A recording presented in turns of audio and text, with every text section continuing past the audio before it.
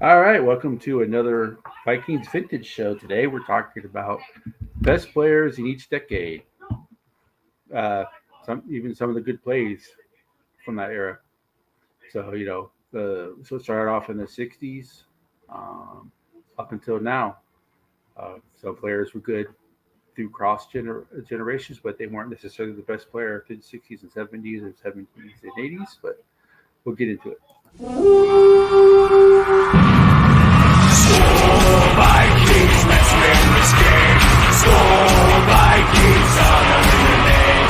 Go get that first down, then get a touchdown. Rock 'em, sock 'em, fight, fight, fight, fight. Go Vikings, run out the score. You'll hear us yell for more. Vikings, School Vikings, let's go.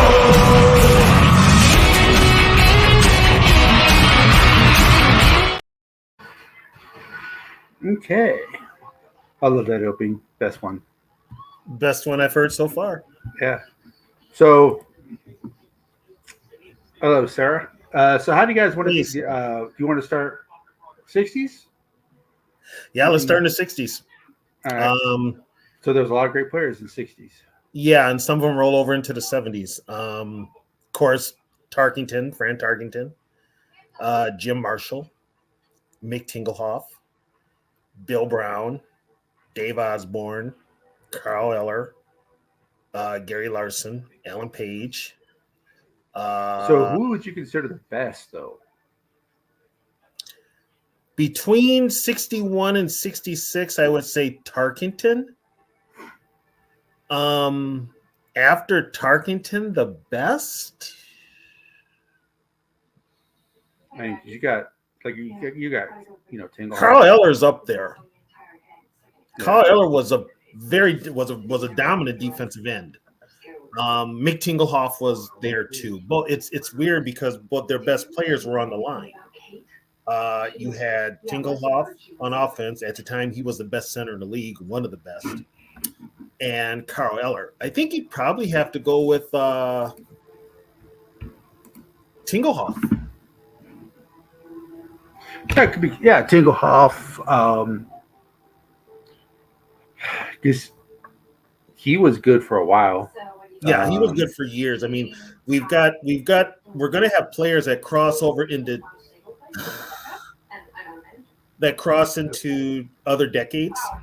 So many of the players that I mentioned in the 60s played in the 70s and for a long time with the team. Tingelhoff, Eller, and Marshall are among those players. Page too. So, I mean, we had there was so many.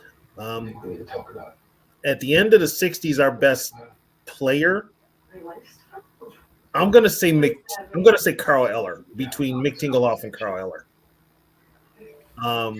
I can't forget Dave Osborne and Bill Brown. They were both. Yeah.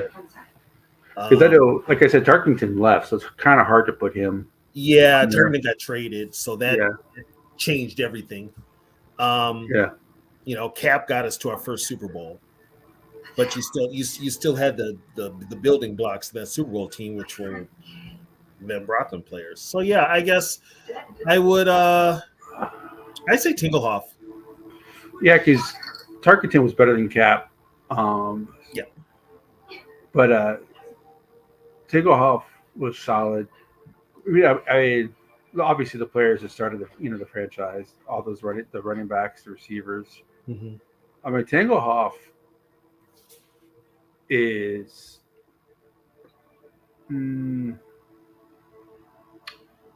I think he'd be considered underrated by quote unquote like experts or people just in general. Maybe because he was undrafted. I don't know. But I don't think Tingelhoff is mentioned when they talk about great Vikings players. I don't think a lot of people outside of like Vikings people actually talk about Tingelhoff because he wasn't drafted, and I mean he played in the 4 Super Bowls he played in. He got dominated. He was dominated in 2 of them for sure. But for them, I mean, he was our perennial All-Pro. Our first All-Pro was Mick Tingelhoff. Our first all if they had it back then, like all NFL player, was Tingelhoff. I think the '60s is probably a little bit easier. Mm-hmm. The '70s is the decade where okay, who is the best player? Because the Vikings had some dogs in the '70s. And a lot of them rolled over into from Yeah, the 60s. The yeah, one that I mean, if you're going to go 70s, my God, Chuck Foreman, uh-huh. Tarkington's back. You got John Gilliam. You got Sammy White. You got Ahmad Rashad. You've got Ed White at guard. Ron Urie at tackle. Yeah, Kraus. Paul Krause. You've got Bobby Bryant. You've Yeah, got uh, linebackers. Nope, Jeff Seaman. yeah, And you still had Hilgenberg and Roy Winston roll over from the 60s, but you also had Fred McNeil and Matt Blair who were drafted. Matt Blair, you kind of knew Matt Blair was going to be an all pro his first couple of years in the league. You knew he was going to be a playmaker. So, greatest play of the '60s? Would you say it was a game against the Browns? The greatest game besides the Browns game was they won that wild card game, not the wild card, the Western Conference Finals against the Rams the week before because they came from behind. They were losing 17-7 at halftime, and they came from behind to win it. That's one of them. That championship game, though, was kind of the crown jewel of the 60s. I would put. So if we're talking, let's say top 3 games of the '60s. Mm-hmm. What about the very first game they played against the Bears? Oh, where it started it Yeah, all. That would was it be 34-7? I think something like that.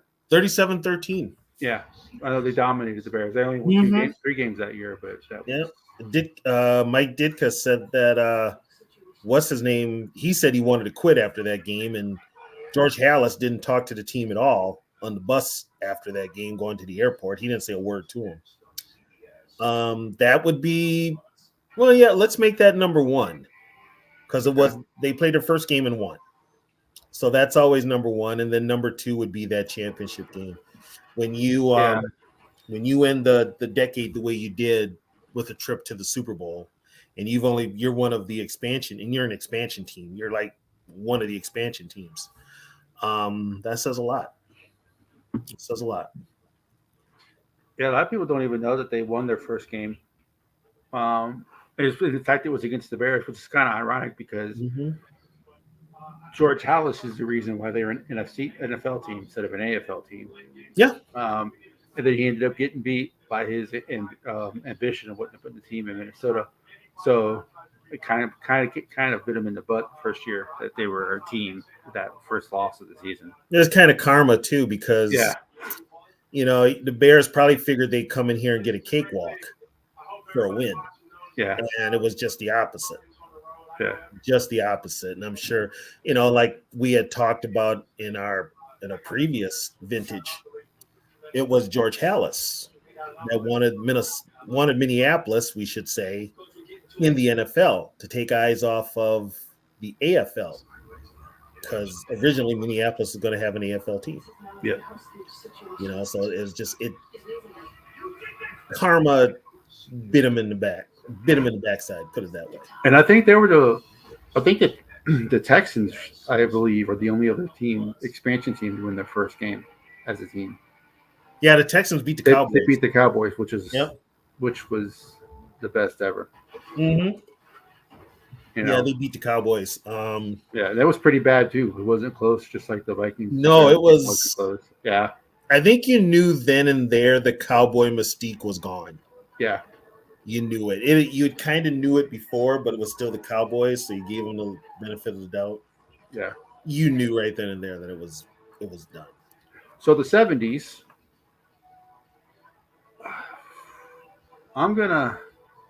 it's kind of hard to say who the best is, but you'd have to go with Tarkenton, right? You either go with Tarkenton or Foreman. Yeah. I mean, hell, Alan Page. Because they had some great players in the '70s. That was probably the best decade of Vikings football. Yeah, they did. That was the day they had a lot of. They started getting recognition. They just could not win a Super Bowl. I mean, Tarkenton kind of had the knock on him that Kirk has on him. He can't win a big game, Yeah. you know. That's why when Tark beat Dallas in that 73 championship game, Dallas thought it was going to be a cakewalk because they said, well, Anytime we beat Dallas is yeah. awesome. And Dallas thought, well, it's Tarkenton. He's going to be horseshit. They even Yeah. said that. He's not going to be able to do anything. But this time, Yeah. Tarkenton had a defense to go along with he had a defense and he had Chuck Foreman. So to me, I think as good as Fran was, Chuck Foreman made him better. Yeah. I would agree. Yeah, because if they didn't have Chuck Foreman, who knows? It's kind of like the butterfly effect. Was it because of Fran Tarkenton or was it because of Chuck Foreman? But we know the defense was good because of Alan Page, Carl Eller, Jim Marshall, Larson, and then Doug Sutherland. Yeah. Yep. So and you still had Jeff Seaman in the middle linebacker. He took over for Lonnie Warwick, and then you still had Winston and Hilgenberg. They were replaced by McNeil and Blair. So you still had those constants. But I mean, shout out to our new viewer, Angel Dust. Angel, hey, what's up, Angel? I saw you ask a couple questions to Matthew Collar on Purple Insider.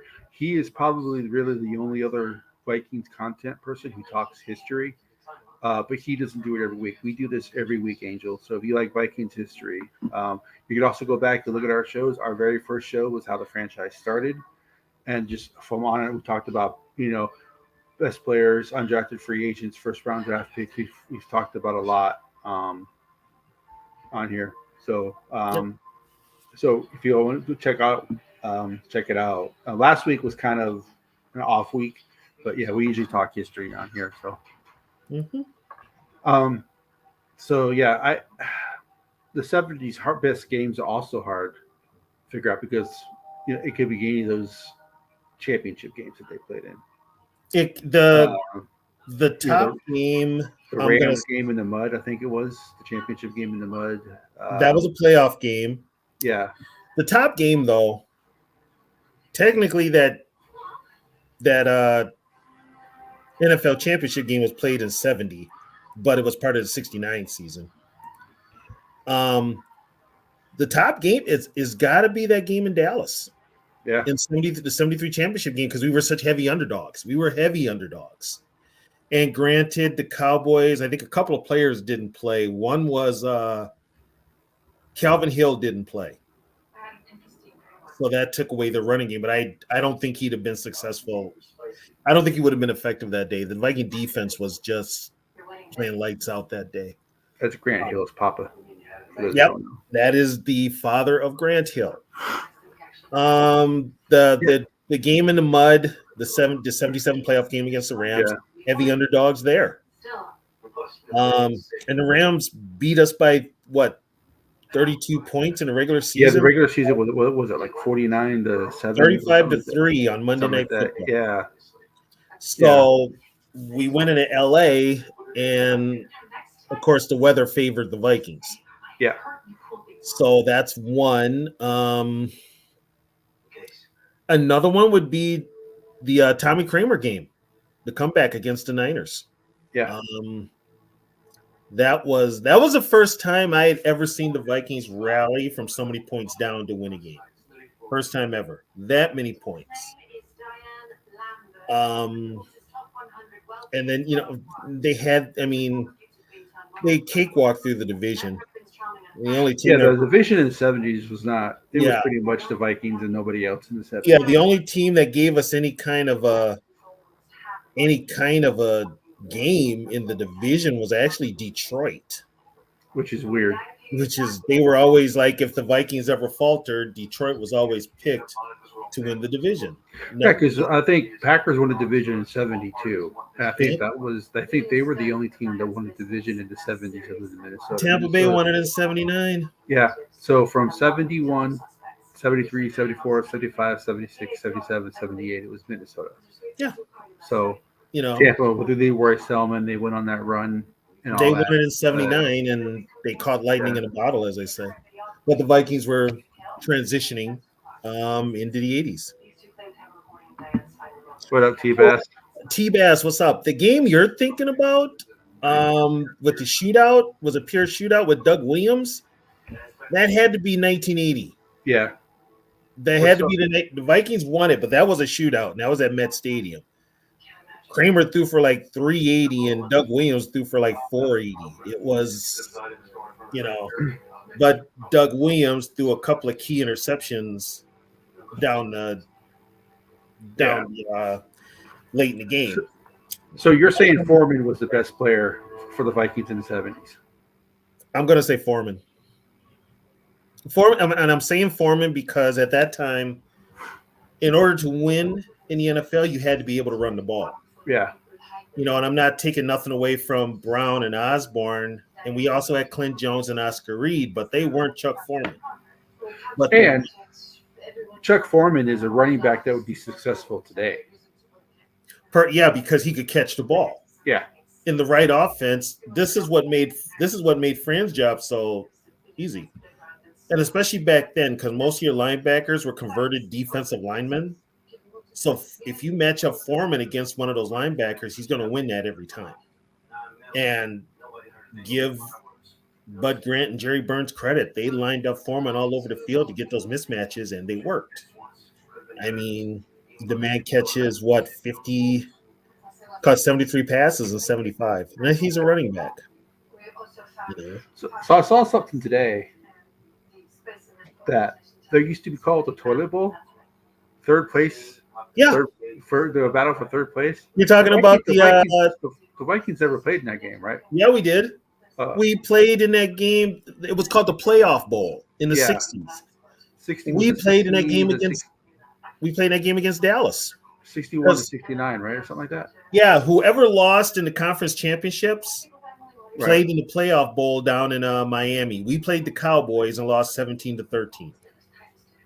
They were all in Miami too. Yep, all in Miami. It was called the Toilet Bowl. Matter of fact, I heard Wally Hilgenberg talk about that one time. He's like, yeah, we played in the Toilet Bowl, which was a runner-up bowl, which is what it was, and they all called it the Toilet Bowl because it was a worthless bowl game. Yeah, they had that one guy, Brown from the Rams. He played in it 6 times. Yeah, he's like, everybody talks about that game being bad, but you know what? I got paid, so it wasn't that bad of a game at all. You got a paycheck out of it. I got paid. What's that? I don't know. Everybody talked about being a bad game. It didn't mean nothing, but I still got paid. I mean, and they still played hard. Matter of fact, okay, that's a game where if you ever watch the highlights from it, there is a highlight reel on that because they mic'd up Jim Marshall and Don Meredith since it was his last game. And they also they mic'd up the coach, I think, of the Rams. I think it was. Mm-hmm. It was the first time they ever mic'd up. The NFL Films was doing that a lot. They give Stram the credit, but they had mic'd up players and coaches before. In that game, that's the game where what's his name? Don Meredith completes a pass, I believe, to Peter Gent. Yeah.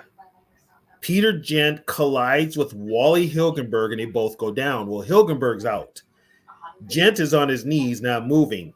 And then all of a sudden, here comes Carl Koselke, just level him from the back.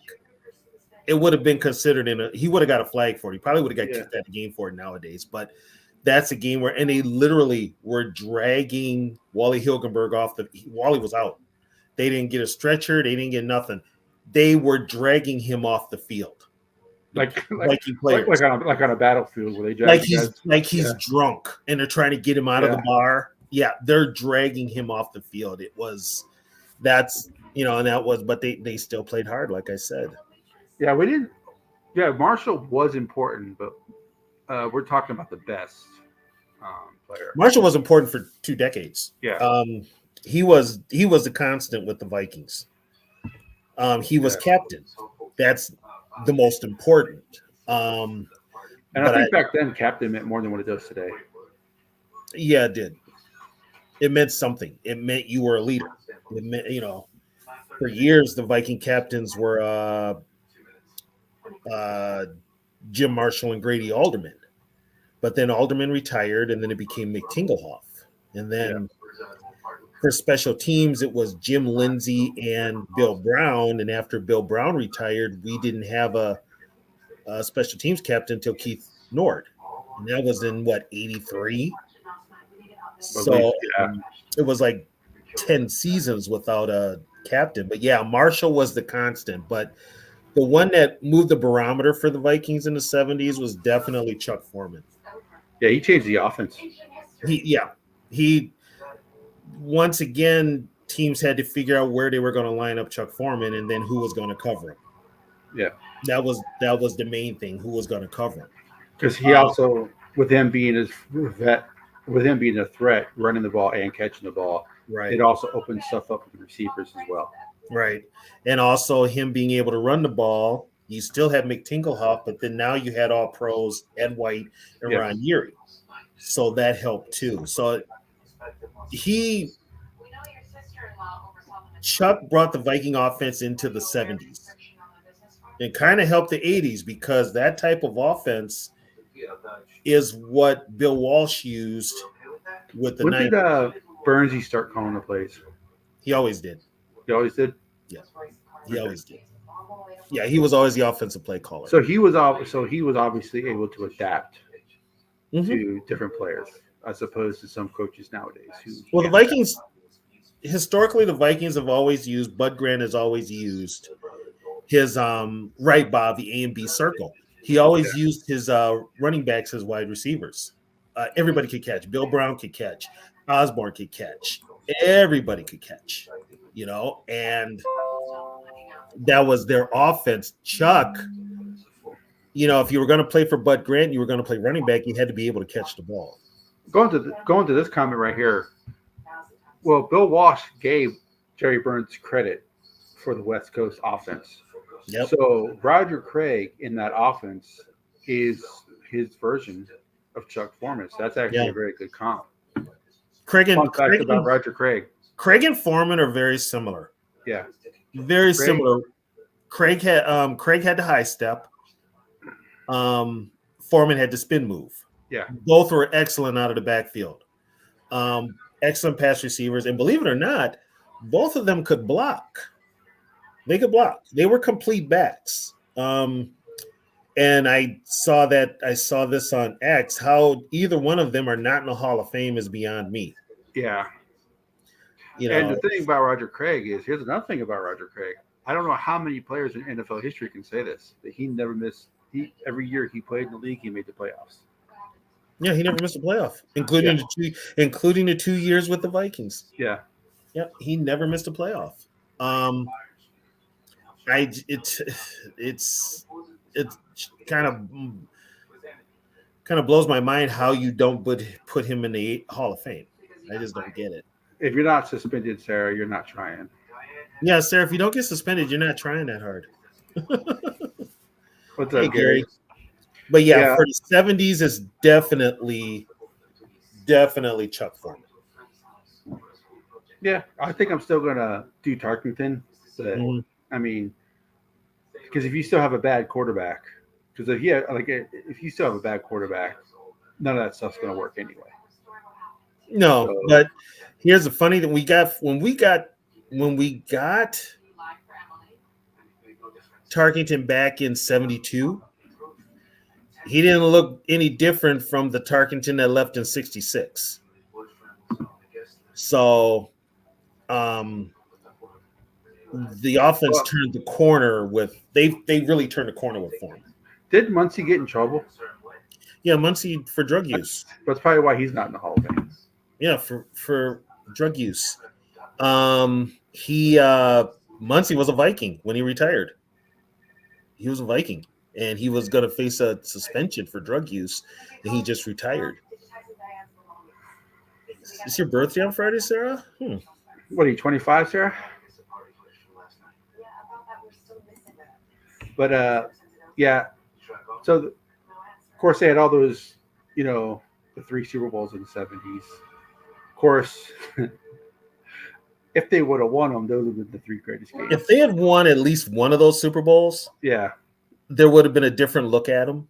Yeah, all the players. The fact that they didn't win any of them, Okay. is just oh yeah, we believe you, Sarah. Yeah. But the fact that they didn't win any of them was just, and the thing about the Vikings was that those Viking teams were older. Everybody else had younger teams, including the Yeah. Rams, and they could not beat the Vikings for whatever reason. The only one the Vikings really, I don't want to say, well, the game against the Raiders was probably the one they were truly outmatched. Um, They were outmatched the I Raiders. don't think they played well against the Chiefs as far as the players on the team. I think the Vikings and Chiefs are probably pretty even. The Chiefs, what happened with the Chiefs was the Vikings were unprepared. I watched that Yeah, game again. I actually tortured myself and watched that game. yeah. The Vikings ran the same pass play. It was a rollout to the left, and they did it with Quazzo and they did it with Cap. And the 3 times or 4 times that they did it, 2 times they were intercepted. If they have Tarkington in that game, do they win? Mm, no. Maybe. No, you know what? Yeah, because Tarkton could move around more than Cap. Yeah, So it's a possibility. You're right, T Bass. We were outplayed in that Raider game, but that Dolphins game, we were just manhandled. yeah. We had no answer for Larry Zonka. None But they whatsoever. weren't talent wise though. The Raiders at that time were better than the Vikings. Yeah, The the Vikings Vikings were were just older. older. Yeah, yeah. Only Super Bowl we were in was Pittsburgh. They should have won that one. Yeah. If we had got a couple of calls go our way, we probably win it. Yeah. No, Zonka. No one had an answer for Zonka back in that day, man. No. And they ran right at Alan Page. Yeah. You know? That was basically you had Kuchenberg, you had 2 Hall of Famers and both all pros. Yeah. You had Kuchenberg 1-on-1 with Page, and they could not, they had no answer for Zonka. Because Kuchenberg was pretty big for that time, wasn't he? No, he's only like 6'2". Well, Allen was only 245. Kuchenberg Right. was That's what. But yeah. What up, Morpheus? Kuchenberg was like 250, maybe 10 pounds heavier. Yeah. You know, the equipment though, see, it's all about aesthetics. Yeah. The linemen weren't that big, but the equipment with the really big shoulder pads and the padding and all that and the pads made them look bigger than they really were. You know, Because I've seen plenty of Dolphins films growing up, like I say, where I grew up, and he just looked like he was a monster. They all did. Larry Little was little. Like he was really little. I think he was maybe 6'1". Yeah. You know, he looked just huge. And we're watching him on TV. We think these guys are just these big hulking animals, but when you saw them without the equipment, you're like, that's him. So that's pretty that. So let's think that's 70. So I'm 48. Mm-hmm. So I was a year and a half because I was born in August. So I wasn't even 2 yet. The last time the Vikings were in the Super Bowl. I was 10. So that's how long it's been. It would put it this way. It was the bicentennial year. Yeah. It was the bicentennial year. And I remember it because it was just, I think after the Super Bowl was over, like a month later, I saw my first concert, which was Kiss. And it was, and I was kind of just, if I wasn't listening, if I wasn't watching football, I wanted to be a rock star, but neither one happened. So, well, Ricky Young is underrated. Very. Like we were talking about Mick Tingelhoff being underrated in the 60s. Yeah, Ricky was underrated. A lot of Vikings fans don't even know who Ricky Young is because we hear about the 2 Browns. We hear about Mason. We hear about, Foreman. Because Ricky's forte was not running, it was catching. Ricky came here his first year, he caught 88 passes, but he didn't catch it. They were less than 800 yards receiving, 88 catches and less than 800 yards receiving. So other than that, I mean, he was here to be a blocking back. Kind And of that was Peyton's cousin, right? yes, that's Walter's cousin. Yeah, Carmichael was Carmichael was 6'8". 6'8". Yeah. Yep, he was 6'8". Matter of fact, we got Ricky Young from the Chargers. We traded Ed White. Did never like that trade. Ed still talks about it to this day. The last time I talked to Ed White, he hated Mike Lynn. He hated Mike Lynn. So did everybody else. I'm like, where have I heard this story before? But he hated Mike, and Mike Lynn basically he traded Ed White, he traded Carl Eller. They literally cut Alan Page. Page was not traded. He was cut. And he was so pissed he went to Chicago. Yep, and he was pissed, and it shouldn't have surprised him. I mean, well, he also didn't even though he only played 1 year for the Bears. Didn't he want to go in the Hall of Fame as a Bear because he was so pissed off of the Vikings still? He played 3 with the Bears. How many years? He played 3.5 years with the Bears. But 1 good year. The other 2 years were. Well, he had 9.5 sacks with the Bears when he got there. Now, get this. When Allen was here in 78, up until we got rid of him, which was we cut him after the Seattle game, he had no sacks. He goes to Chicago for 10 games and gets 9.5 sacks. And then he had the same amount of sacks in 79 for the Bears. 1980, he had 8.5 for 9.5. He's voted All-Pro. He was an All-Pro. And then his final year in the league was 81. He still had 9 sacks. So, I mean, he was still that. The Vikings changed their defensive scheme on him, and it didn't fit him. So, and then he lost all the weight. He had fallen out with Bud, and it was just like wasn't he like 220 because he started running marathons or something like that? Yeah. He is about 220, 221, which is funny because guess what? Jim Marshall said when he retired his last years in the league, his last 2 years, 3 years in the league, he only played at 220. Jim Marshall was only 220. Carl Eller, his All-Pro years, they had him at 255. May have been 230. But he's also 6'6". But yeah, I mean, the aesthetics, there's tight ends in the league bigger than that now. Yeah. And like I said before, the aesthetics, the player equipment made them look bigger than they really were. So I say Tarkington, you say Foreman. The playoff games, the Rams playoff game. And Tommy Kramer's Kramer's comeback. So in the 80s, maybe it's not as easy to find. I got to wait a minute. Norfius, Ricky led the league in catches in 78 with 88. He had 78 catches. He led the league. That was in 78, his first year with the Vikings. Yeah. So the 80s maybe. I call the 80s the decade of transition. Yeah. It's even hard. I mean, it's got to be the 2 playoff games, right? For the 80s, the best games ever.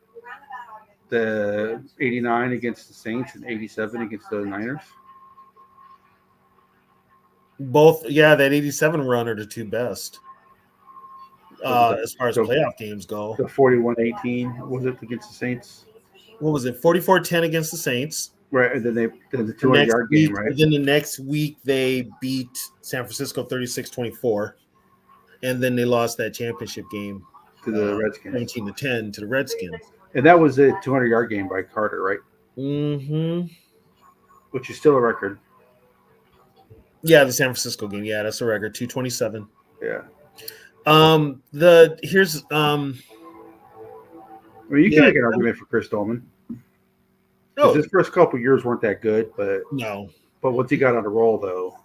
I mean, for the 80s, because it was such a hodgepodge. Like I said, it was transition. So you had Kramer when he was healthy. we couldn't really run the ball in the 80s. We had Ted Brown, we had Darren Nelson, Ricky Young was there, but we just couldn't run the ball. Alfred Anderson, Alan Rice, Rick Fenny, DJ Dozier. DJ Dozier, Herschel Walker.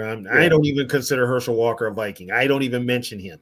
Because that was, he did not fit the offense at all. No. Tommy Kramer even said he didn't fit in that locker room.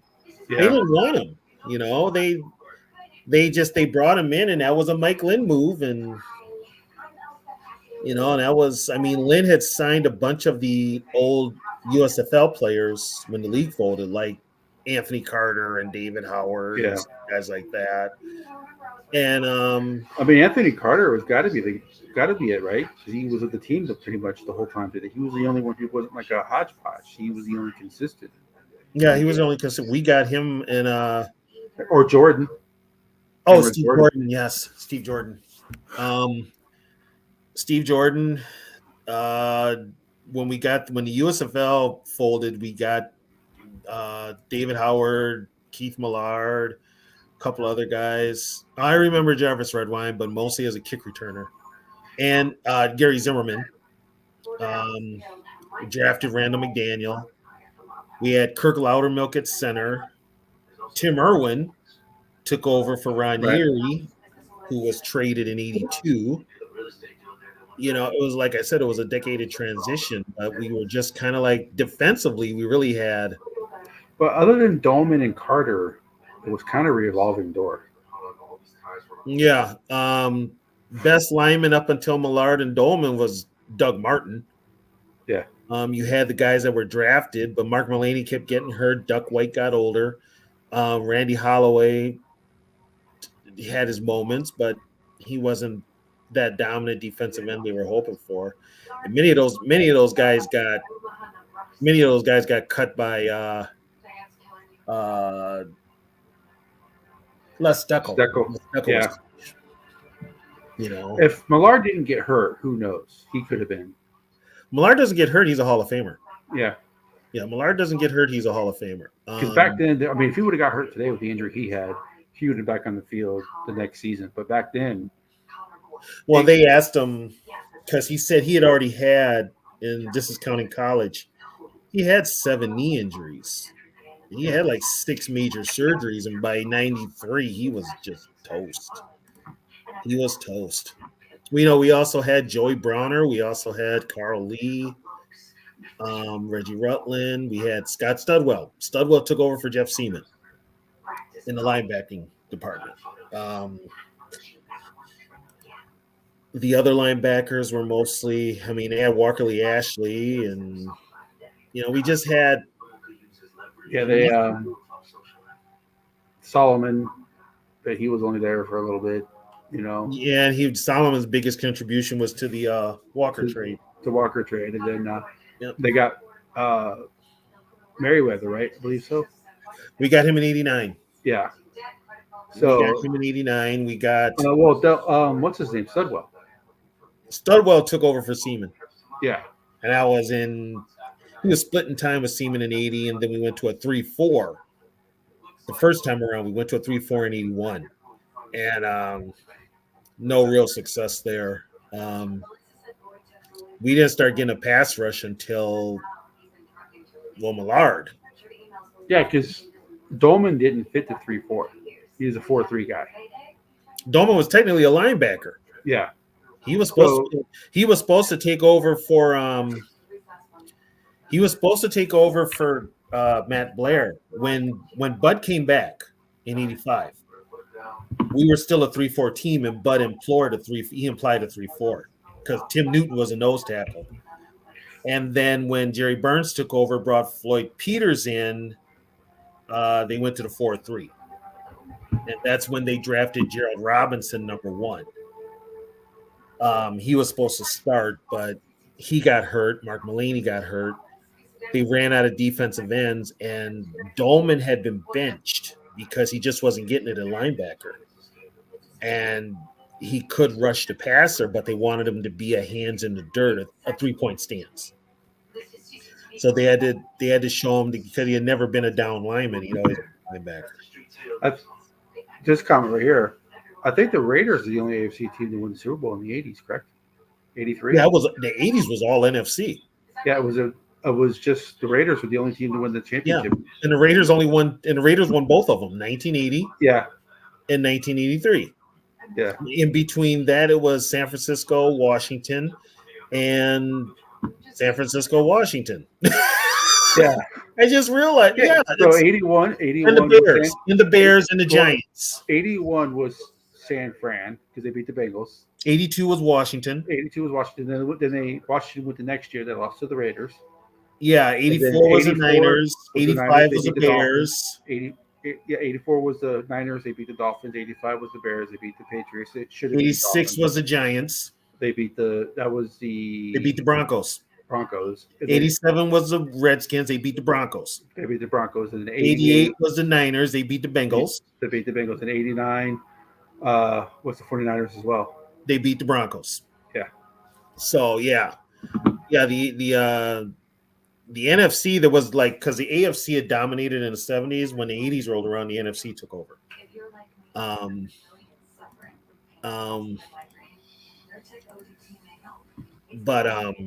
Yeah, we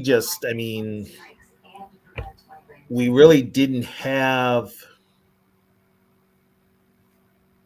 a real oh, really? I never knew that. Damn. Jeez. Well, we're welcome. We're glad we got you here. Yeah, we got you here, Sarah. So whatever day you want your birthday is fine with us. yeah. So there are a couple. So you got Studwell, you got Carter, you got Millard, Zimmerman, Randall McDaniel. We drafted him in '88. I would say Randall's more. He's kind of one of those crossovers. So I'm talking about guys who played most of their career with the Vikings in the '80s. So that would be. Even Carter. Carter also was a crossover, but best player by hands down was Scott Studwell. Yeah, he was the either you can either go Studwell or Tim Irwin, who played right tackle for the next 15 years with the Vikings. Irwin was 76, right? No, Irwin was 81. We drafted him in '81. He took over. No. He wore 76. Yeah. Okay. Mm-hmm. He took over for Ron Yeary in '82. But like I said, we had Steve Jordan, Joey Browner. I'm trying. Well, Joey Browner played what? 8 years. He was with us from '83 till '91. Okay. Yeah. So we're talking. Anthony Carter. It's got to be. I would say Anthony Carter, Studwell, probably top 2, maybe. Yeah. In the '80s. Yeah. And then those games, the best games would be the '87 playoff run. Mm-hmm. I mean, I don't know if could there be a third one? Yeah, you could go with Darren Nelson on Thanksgiving in '87 against the Cowboys. You could go with wasn't there why am I remembering a game in '89 that was pretty good?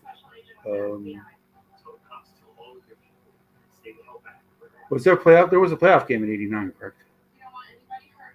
We played the Rams in '88, and we beat them. And then we lost to the Niners, and we lost to the Niners again in '89.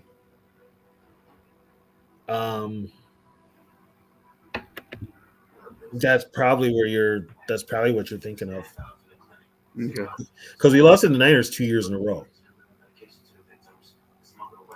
Well, there were teammates in the same backfield at Southern Cal. Yeah.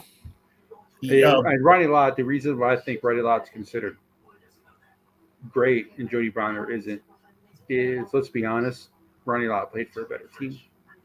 They're pretty much the same player, but Rodney Lott just happened to play for the better team.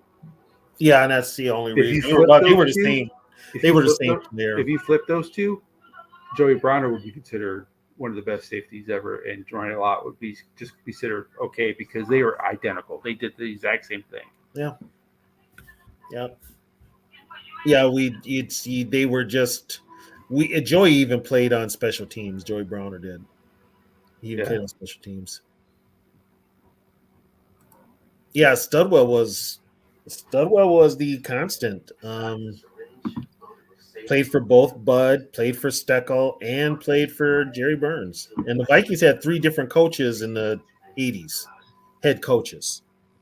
Bud Grant, Les Steckel, back to Bud, and then Jerry Burns. So, which if you considering they've only had 11 coaches ever, yeah, that's probably that in the early 2000s is probably the worst part of the coaching. Yeah, and this is how much the league had changed, how much the division had changed. They only won a division twice. They won it in 80 and they won it in 89. Yeah. I think the Bears had won it. Detroit won it one time. 82 was just a playoff tournament. Tampa Bay won it. Because of the holdout, right? Because of the lockout, or was it a holdout strike, or what? It was a strike because of the player strike. Yeah. Tampa Bay won it in 81, and the Bears won the division from 84 up until 88. That's how dominant they were. But yeah. What division we used to own, didn't own it anymore. And the Bears took it over in the 80s. And then so that in the 90s, it was kind of a mishmash. Yeah, T-Bass Blair was there. He played his last year with the Vikings was 85. He got hurt in the Niners game, the home opener. And he spent like 8 weeks on IR, but he did come back and play. So yeah, they let him go in 80. He was released in the offseason of 86. Matter of fact, from those Super Bowl teams, Mark Mulaney was the last one to play in the 80s. Mulaney played up until he was released in 88. So. Yeah. That was the last of an era when he left. Yeah. They should have. When you think about it, they've been in 11 NFC Championship games and they've lost the last 6. I think. 6 or 7. Yeah. So they won their first 4. Because that's obviously they went to the Super Bowls. They have not won one since, and they've been when you've been to that many. Eventually, like the Twins lost their winning streak. Their losing streak came to an end. It's eventually got to happen, right? So those are for the okay. So now in the 90s. I know he only played for the Vikings for 2 years in the 90s. As opposed to guys like Randall McGannon who played a while. But would you consider Moss, or is he more early 2000s? No, if you're going to the 90s, it's Chris Carter. Okay, so you think Chris Carter for Moss? Yeah. Even though Moss came in 98 and was. Yeah. Yeah, because you had Carl Lee middle of the 80s into the 90s. You still had Dolman. You had Randall McDaniel. You had Henry Thomas. You had but then you had John Randall in the mid 90s came in. John Randall actually got there in 90. Yeah. So you had we still didn't have the quarterback situation really fixed. Well, yeah, because after Tarkenton left is when we had Wade Wilson for a while. And then after Wade Wilson left, that's when the quarterback Carroll. We had some. Well, after Tarkenton, it was Kramer. Right. Well, I'm saying Kramer unfortunately got hurt. And then after Kramer, that's when we had to. That's when the who's going to play quarterback for the Vikings next year. I mean, Rich Gannon, Sean Salisbury, Warren Moon for a couple of years. We had Jim McMahon, Brad Johnson, Randall Cunningham, Jeff George, Jeff George in '99. Yeah, we didn't. When Denny Green took over in '92, he still had Wade Wilson, but he let Wade Wilson go in the offseason. But yeah, we had Zimmerman, McDaniel. We had the holdovers from the Burns era. Free agency changed everything. When free agency hit in '93, players had that freedom, and they were not going to re-up with other teams. They were going to take advantage of that first big payday and be. That was the first, because they had Plan B before that, right? Yeah, but you had to be. You were based. I mean, I think the baseball rule, right? Yeah, what's his name was? Oh, two of the players were Plan B that nobody expected. Roger Craig was Plan B. So was Ronnie Lott. They were Plan B. Yeah, he was the last. He wasn't the last one. The last one was Mark Mosley, but he was the last one the Vikings had. So Tony Franklin was a soccer style kicker, but he was also barefoot. Was Rich Carlos was the last barefooted kicker in the league, wasn't he? Yeah, and he was a Viking. Because the NFL said no more barefoot kickers, I think. Yep.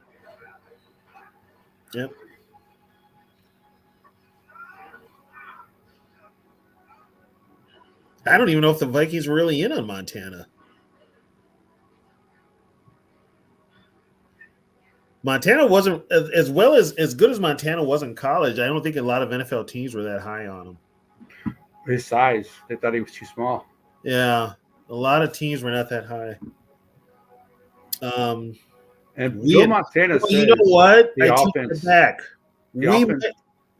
We might have been in on Montana because guess who we drafted in the third round of the '79 draft? Steve Dills. We might have been in on Montana because '79 was the first year that Kramer became a starter. Fran retired. Yeah. And so we might have been in on Montana. And Montana says himself it wasn't for the West Coast offense. That fit him perfectly, that he probably would not have been as good as he fit in another offense. Yeah, he would have been fine. He would have been fine up here playing for Burns. Ran the same style of offense. Yeah. So, and oh God, here's Too Evil. Oh jeez. Okay, let me ask you this then. What's the most? I don't know if it's going to be Bo Nix. I think it's going to be Drake May. Well, it's probably going to be Cousins from what they're talking about.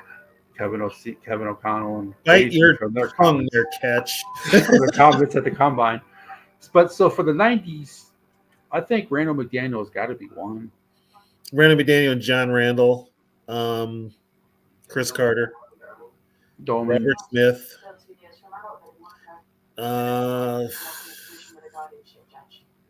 You really can't put a quarterback in there because, like I said, it was revolving door. We can't put a quarterback in there. They didn't have a great tight end. They had tight ends, but they weren't like there wasn't like anything like Jordan. Jordan did play. Jordan retired 85, 84? Was Steve Jordan's last year? He didn't retire. They never signed him. He just never signed and then they brought him back because of injuries. Right. And he was older. But he played 89. Was that? He played in 84. He came back in 84. That 89 game, that was against the Bengals, right? The Christmas Eve game. The Christmas game was Novoselsky, yeah. Yeah, that's the game I was thinking of in 89. Yeah. That's the game. That's the game I was thinking of because Steve Jordan came back. He played in that game. Novoselsky. Yeah, Novoselsky caught the touchdown. He was actually a special teamer. I think that was his only touchdown reception. That year, yeah. Yeah, Yeah, that year. He was a special teamer for yeah, years. Yeah, the 90s was just, and then with free agency, it's, it was kind of like a revolving door. yeah. Um, so those days of having the same players year in and year out, you just didn't have it anymore. So the only constant is probably Randall McDaniel. Randall McDaniel, John Randall. Yeah. Um, I mean, Carl Lee, but I wouldn't consider him a great, but he was he was consistent. gone by 94. Yeah, Yeah, he was gone by 94. Um, Carter up until what? He was here for years. So Carter, um, Chris Carter, Randall Carter, McDaniel. Um, what about So there really wasn't because Zimmerman left, he went to the Broncos. Zimmerman Brian got traded. Habib left, he went to the Broncos. Loudermilk left and went to the Yeah, Colts, yeah, and Tim um, Irwin was just released. right. So And the only offensive lineman would have been Randall McDaniel. yeah, So they draft defensive they lineman, drafted they drafted Corey in 95 and yeah, 94, 95. David Dixon was a free agent in 94. Christie was a free agent in 93. Stussy was a number one in 94. So yeah, Randall, either Randall McDaniel or John Randall, Chris Carter. yeah. That was in, and that once again, how many times did we win the division in the 90s? Made the playoffs every Well, year. the Lions won the division in '93 and '91. Yeah, So and then, we won it in 92 yep, and 90 I think was 98, the 92, 94, 98. yeah because the Packers won it all the other years I think in the '90s. Once they got Favre, they kind of went on a run. Yeah, they won it in 94, 95, 96. I think they won it those 3 years. did they win it in 90? No, we won it in 94. Um, and then uh, Packers 90, won in 95, well, 96, no, 97. didn't the Bucks win it one of those years? No. Um, The Bears won it in 90. yeah, Lions won it in 91. right. We Vikings in won 92. Lions again in '93. Lions in 93. Vikings in 94. Packers in 95. Packers in 96. Packers in 97. Vikings in Vikings '98. in 98. And 99 because the Vikings are Wait, wild. Yeah, wait, what's Tampa Bay? yeah. It was '99 was Tampa Tampa Bay, Bay yeah. because Tampa Bay won it 2 years in a row, '99 and 2000. Yep. Yep. Yeah, Yeah, that's right. Okay. So yeah, but we made the playoffs every year except when didn't we make the playoffs? 1991, 95. yeah, Denny, give Denny credit. I mean, whatever you want to say about him, he made the playoffs every year with a different quarterback. Every year. yeah. It's kind of. I mean, Warren Moon was probably from '90 to '98. Warren Moon was probably the best quarterback they had. Yeah. 3 years was it '93 to '96? He played quarterback. 94. He got hurt the last season, so he didn't play the full season. So he played technically 2 years and like 7 games. I think he played. Yeah, 94 to 96. Yeah, '96 he got hurt. Now remember when we got him, you got to remember he was already into his damn near in his late 30s. Yeah, I think he was like 30 now. I think when he left Minnesota, he was 41. I think. Yeah, he was already late in late in his career because remember he spent all those years in Canada and all those years with the Oilers. But yeah, he was. He was if that was your best quarterback for the longest time, that don't say much about your franchise. But who was his favorite target? Chris Carter. Yeah. He helped Carter catch 102 passes one year. That was a record then. That was 94. That was a number.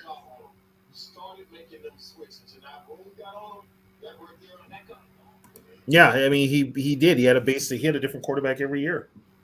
That's another reason why the Moss was so great because he didn't have consistent quarterback play, and he still put up Hall of Fame numbers.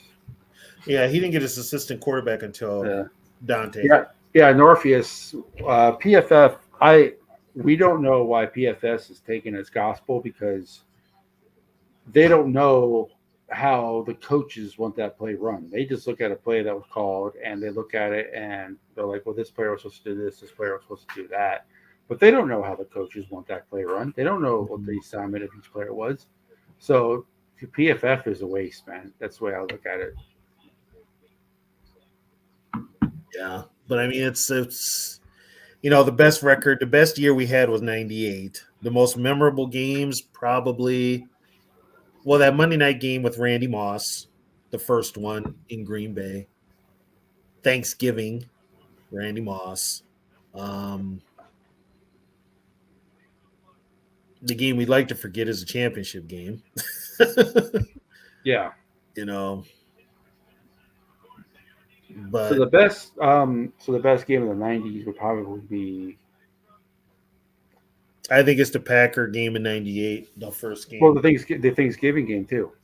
Yeah, I said that one too. I'm just of my own. Uh, yeah, I mean, not really anything in the early '90s. I don't think. Um, Late '90s were definitely the better. I mean, even '99, Jeff George had some pretty awesome games. Yeah. Um, Yeah. I remember there was a Saints. Was it there was a '90s game against the Saints? I believe as well, because that's when so I can't try to remember what game that was. Not '98, but there was an earlier. Oh, we played. Well, there was a one. You thinking of the one where Warren Moon had to come back against the Saints? Yeah, that's it. Yeah, that was in '94. He yeah. threw that. He threw the game-winning pass to Kadri Ismail. Yeah, which Kadri didn't do much, but no, it's a wonder. Kadri could make like 3 boneheaded plays or fumble or drop a pass, and then all of a sudden he'd make that game-winning catch. Yeah. What's up, Skull? Yeah. But yeah, he was, and as we made the playoffs every year, that's about the only thing there was. All right. Good night, Norpheus. Good night, Norpheus. Yeah. That's how I would definitely.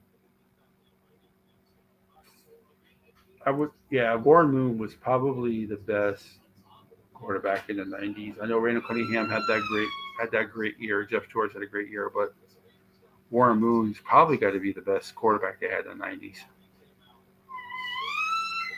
He was. He was.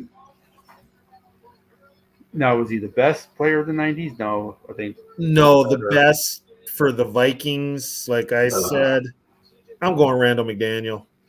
Randall McDaniel, Chris Carter, probably the top 2. Or John Randall. And now, here's the thing. John Randall had no help after 94.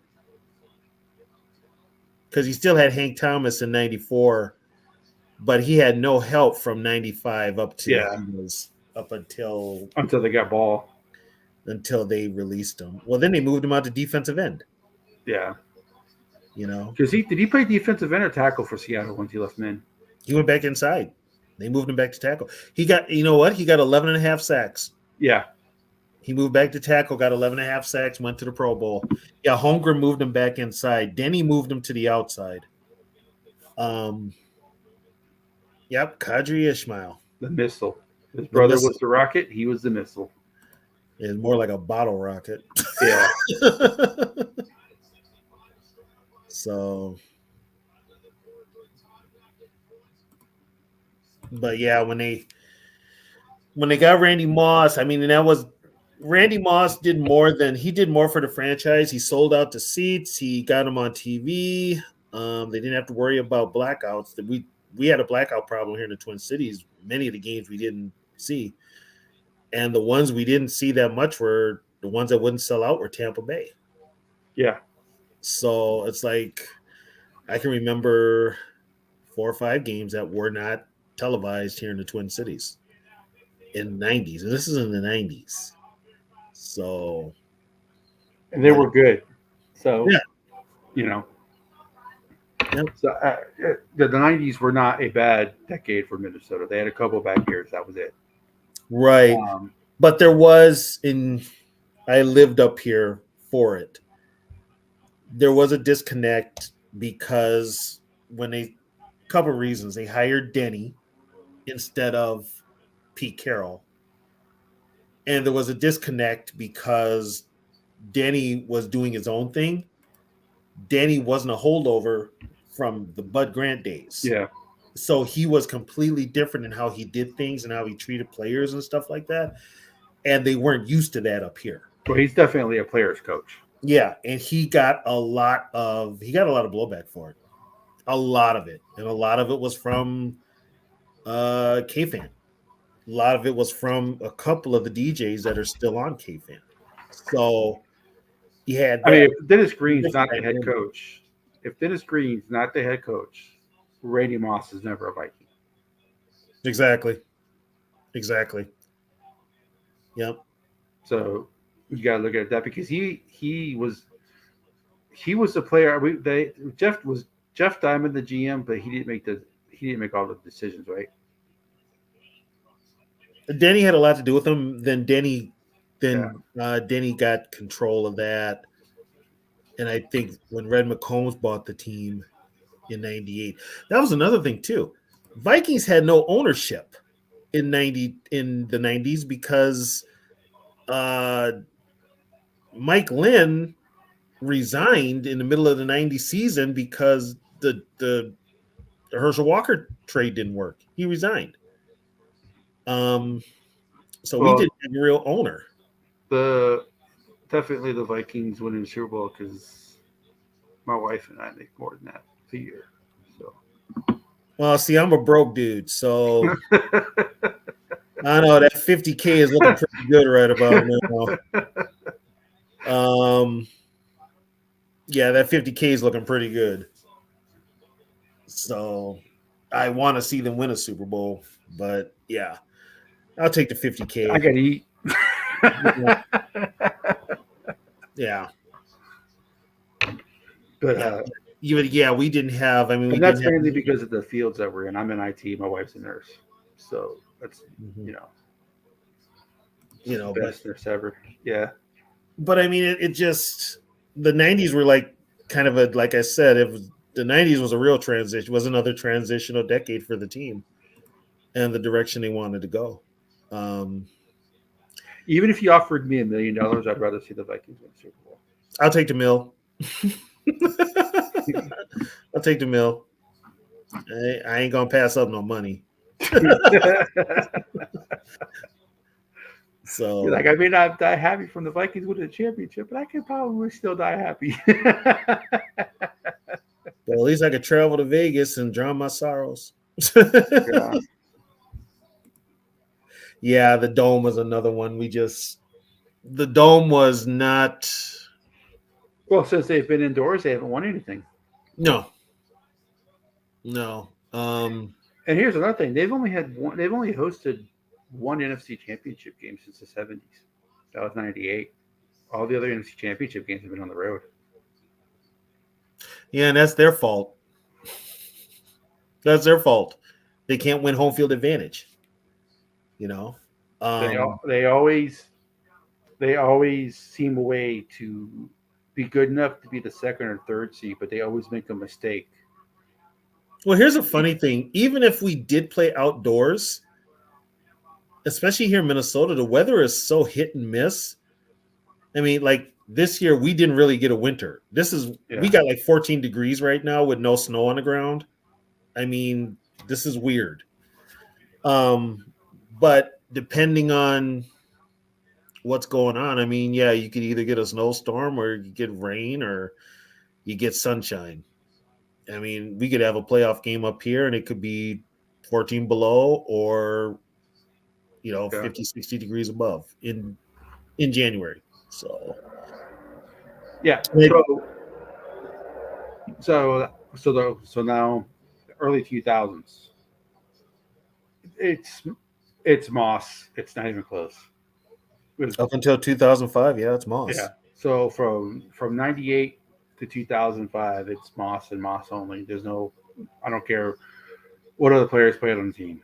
Um, the fact that he was even traded was a, you know, the stupid ass owner at the time. I never understood why he was. I never even heard why McCombs traded him, and then McCombs sold the team like a month later. Yeah. So to me, I'm just kind of like, what the hell was that all about? You traded your best asset.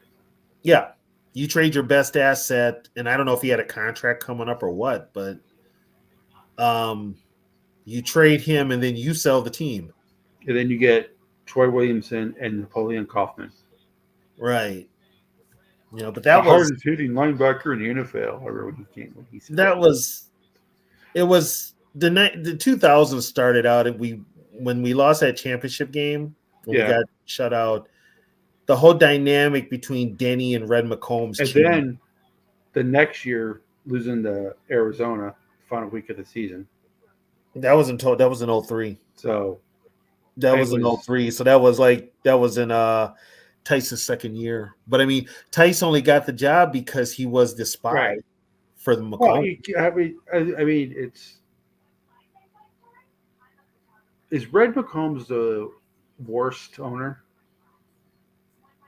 Would he be considered the worst owner? Yeah, because from what I understood, from what my person told me that was out there with McCombs, every day in that office, McCombs threatened to move the team to San Antonio. Right. He threatened to move that team to San Antonio, and then when him and Denny had the falling out, Denny stopped talking to him after they got beat by the Giants. They had a meeting, and then they had a falling out, and Denny wouldn't give him any updates about what's going on with the players or anything like that. He had to find a stooge. Guess who the stooge was? Mike Tice. Mike Tice was running back and telling him everything. And so at the end of the year in 01, and a lot of people are like, Denny was going to get fired. It's like, yeah, but Denny didn't get fired. Denny resigned.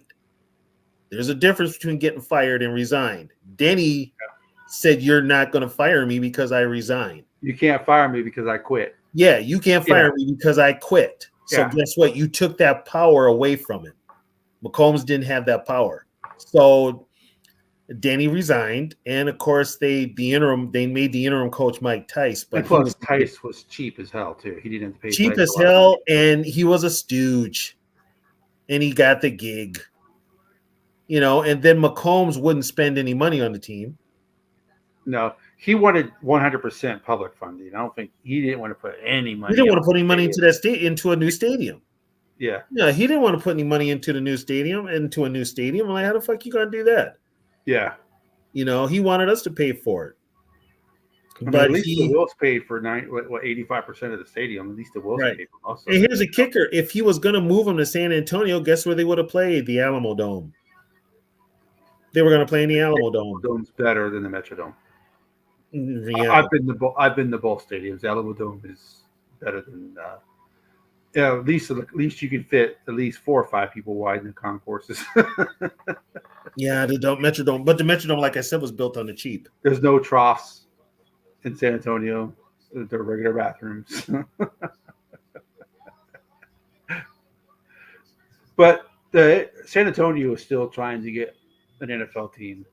They're going to have to do probably, I think, like $110 million renovations to the Alamo Dome to get an NFL team quality. You're not getting an NFL team. Well, Jerry Jones is fighting it, but they only way you get another team in Texas is if Jerry Jones dies. Well, there's also Austin is about depending on traffic, anywhere between 45 minutes to an hour. Well, there's a town in between Austin and San Antonio called New Braunfels. Yeah, and they're talking if there is a team, then it's going to go with New Braunfels because it's halfway in between Austin and San Antonio. Just go in the XFL and be happy. So, hey, just go in the XFL and be happy. Oh, yeah, I'd want a team here. Is if Minnesota ever comes to play, I can just go there. It's better than driving 5.5 hours to Dallas to go see him play. Yeah, You I know? mean, but that was Macombs' big thing, And then when he sold the team, which was a surprise to me. I didn't even know he was going to sell the team. I hadn't heard any reports of the team being on the market or anything. It was just Well, sold. and the Wilfs weren't even the original No, bidder of the team. Reggie the Flower original, was, the original owner of the team was going to be Reggie Fowler. and then Fowler, before Red McCombs bought it, wasn't Tom Clancy the leading guy to buy it? yeah, in '88. But they Yeah, it said was he going to didn't have. be. He But how does didn't Red have McCombs have more money than Tom Clancy? That was my thing. I know Red McCombs is the car dealer because there's Red McCombs dealerships Clancy's everywhere. group didn't have the financial backing. They didn't have the funds. They didn't have the cash on hand or something like that. It didn't work. It fell through. Yeah. And so the only other one that had the money was Red McCombs. The only other person that could have bought it was the Polads, and they didn't want to buy it. I don't know for what they were. Some I don't They're know. like the Polads are. What are they? They're the third or fourth richest owners in like Yeah, all of professional sports. yeah, Like literally, like the guy who owns the Rams, Gronky. I think he's the richest. But the Polads are like when you can hockey, NFL, Major League Baseball, NBA. The Polads are like the fourth richest family to own a franchise. yeah, and the cheapest payroll in all sports. So yeah, people don't realize how rich the Polads are. That's because they own one of the was it? It's Pepsi money, right? Or PepsiCo Hmm. money. I think they own Yeah, Pepsi, right? yeah, So yeah, it's yeah. But so 2000s definitely Randy Moss is the best player. I don't care who else played for the Vikings during the 2000s. Um, we didn't have up until after '05. you had Antoine Winfield. Yeah, him or Kevin Williams. Yeah, We got Jared in '07, '08. Yeah, yeah. Jared in '08. We got Jared Allen in '08. Um, Adrian Peterson. Adrian Peterson was '07. Yeah, He was the seventh pick in the '07 draft. Um, but wouldn't Peterson be more? He was one of those gap players though. From 27 to 2010s, like you would say, Peterson's probably one of the best players in the 2010s. yeah, for You know, sure. yeah. So that's where I put him. Um, there really wasn't. I mean, because a lot of the players were starting their career in like '08, '09, so it's hard to say that they were the best Vikings in that era. Right. So Moss is definitely the best one in that era because you can't go. Those quarterbacks were not very good. Yeah, Dante, but Dante was later. So Dante was what? Dante was Um, 2000 or 2005. yeah. So Dante would probably be the only other person that you could say was close to Randy. But Randy, I mean, come on, there's verbs named after Randy. He's the only player ever to have a verb named after him. Yeah. So it's got to be Moss. Yeah. The best games are probably for me in that time was the Bears game where not Walt, but Adrian, the 3 touchdowns, the first time he played the Bears.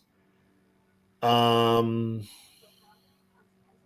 the playoff win against the Saints in 2000. And probably, I'm going to say when we beat the Cowboys, kicked their asses in the playoff game. 40. That to me Well, was they beat Arizona 41-21. Um, uh, no, that was the Cowboys. that was 98, Yeah, 98 was Arizona, but the Cowboys was 40. Was it 34-3 or something like 30? that. Yeah, something like that. They Yeah, yeah, sacked they sacked they sacked Tony Romo like 7 times, yeah. and they just beat him up.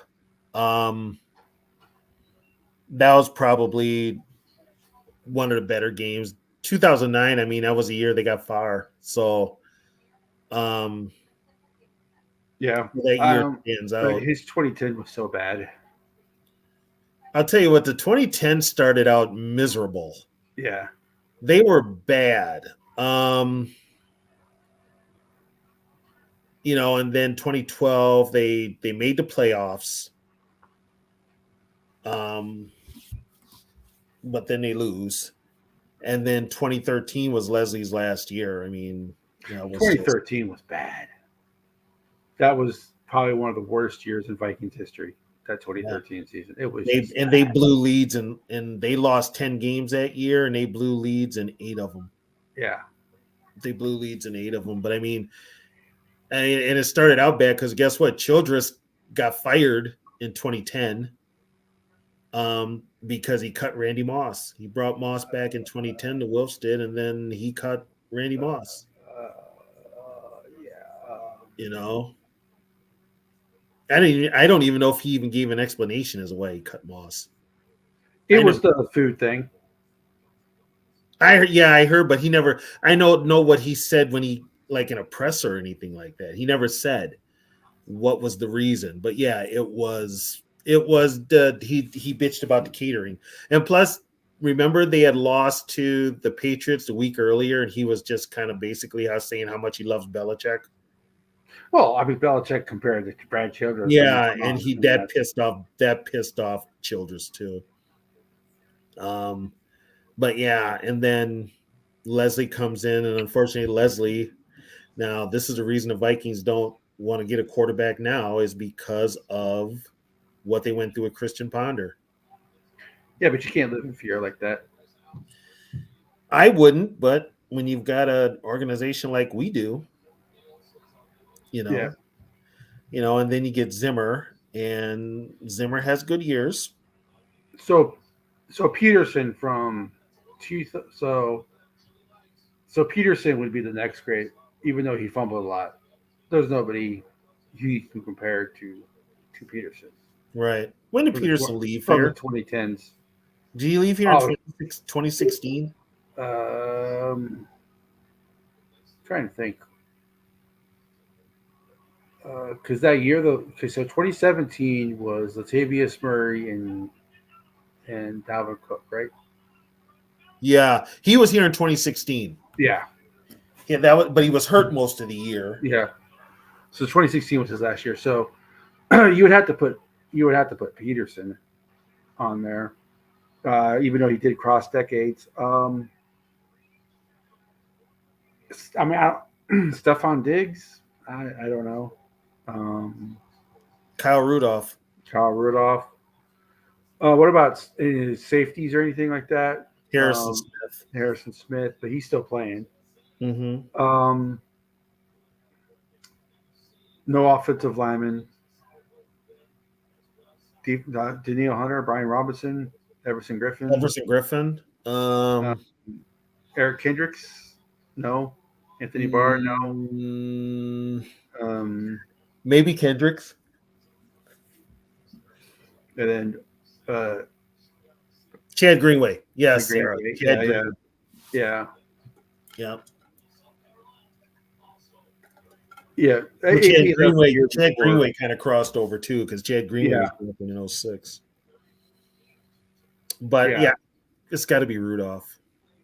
We drafted him in 2011. What was it, 2011? I believe we drafted him with Ponder. I thought maybe he was a year after, but I might look that up.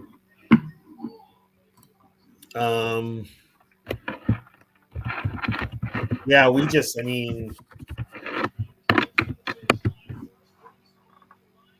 the best. Yeah, it's got to be Harrison Smith. I would go with Harrison. He's been here the longest.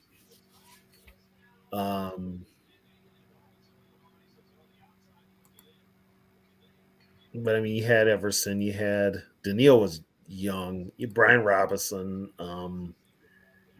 Notice we haven't mentioned any of the offensive linemen. That's how bad the offensive lines have been in that decade. Yeah, that's pretty telling. That's pretty bad. Yeah, that is pretty telling. And that starts with coaching. God. So 2010 was his last year at Notre Dame. So he was drafted in 2011 with Yeah. Ponder. Yep, he was drafted with Ponder. Um, yeah, it's pretty bad. I mean, the best offensive lineman was God Burke, but he left. Uh, Burke was gone in yeah, so 2009. Burke was gone. Yeah, so Christie was gone. All the good guys were gone. I mean, come on, they had T.J. Cummings as a starting left tackle. They had And he Ryan. and They had he Ryan Cook as the center. and Joe Berger, not Joe Berger. What's his name? John Sullivan. John Sullivan as center. They had, yeah, they. John Sullivan's probably the best offensive lineman they had. That's not saying much. Matt Khalil had the one good year, and that was it. Yeah, You know, and I think AP would have been good no matter when he played. he was kind of a throwback. He could have played in the earlier NFL. Yeah, He would have been a fullback, which meant he would have shared his carries. He would have had to learn to block. But he ran with that attitude. He could have played back in the day. He couldn't catch worth a damn. But which is why he would have played fullback. yeah, he would have been a fullback. He just couldn't get the blocking down. I don't know if it was something up here. I think there's something up there. Give me the ball and run. Yeah. That's probably his whole life was just hand it to Adrian, just let him run. Don't think, just run. Yeah. Yeah. If you don't have any more to your game than that, you're kind of like today. He probably wouldn't be as good today because Derrick Henry can catch. They don't throw him the ball. Just don't throw him the ball. Yeah, but he can catch. Yeah, they just don't throw him the ball. Yeah. So now we're 2018, 2019. You got to say Cousins, right? Most consistent. Yeah. It's the only one you can say. JJ was probably for the full 2020s is probably going to end up being JJ, but Cousins and JJ. Cousins is which is what does that say? It tells me that this team still needs a lot of work. And of course, the Minneapolis Miracle has got to be the best game of the 2010s, right? Yep. And then, no, yeah, both. Okay, both the playoff wins against the Saints. Yes, both of them. Yeah. Especially the second one because we beat them in New Orleans. That was actually in that game right there was probably the best game that what's his name put together as a defensive coach, Zimmer. But both those games were identical. Both those games were what? The Vikings got off to a big lead in both those games. Not the New Orleans game. What you talking about? The Miracle? The second one. They had a lead. They didn't jump out the one because Saints scored first off right, but then the Vikings took the lead. Yeah, and then the Saints scored, and then the Vikings, that's why it went in overtime. The only player that kept the Saints in that game, the second game in New Orleans, the only one that kept was Taysom Hill. Taysom Hill. Yeah. Yeah, because the one thing that Zimmer did figure out was Drew Brees. He figured out how to beat Drew Brees, and it showed. Taysom Hill. That's what I'm saying. Taysom when Drew Brees was in that game, the Vikings they scored. The Vikings took the lead, and the Vikings looked like they were going to control. And then Taysom Hill went off and did Taysom Hill things, and that changed the whole complexion of the game. And then, of course, the Vikings scored with the touchdown pass to the end zone. Well, here's the thing too. If you're the Saints, where was Alvin Kamara in that game? Yeah. Not only did the Vikings neutralize Breeze, they neutralized Kamara. The Saints didn't run the ball. Yeah. That's the pattern, Sarah.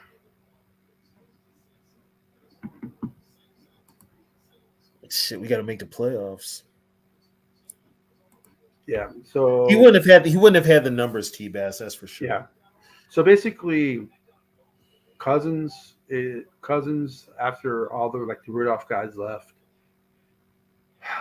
Maybe Daniil. Daniil missed 2 years. So, so it's got to be Cousins. It's Cousins and JJ up to now. Yeah, it's got to be. It's Cousins and JJ, which is kind of sad. It's kind of sad. Because you had the Case Keenum had that one great year, but let's be honest, that was a flash in the pan. Was it? Yeah. Yeah. Are you sure? Sucks. Keenum sucks. He didn't do anything before that, and he hasn't done anything since. It was just a flash in the pan. It was one of those great things that happens. Zimmer never committed to him. Zimmer never committed to any quarterback whose name wasn't Teddy. Yeah. That's the whole thing. I mean, Zimmer,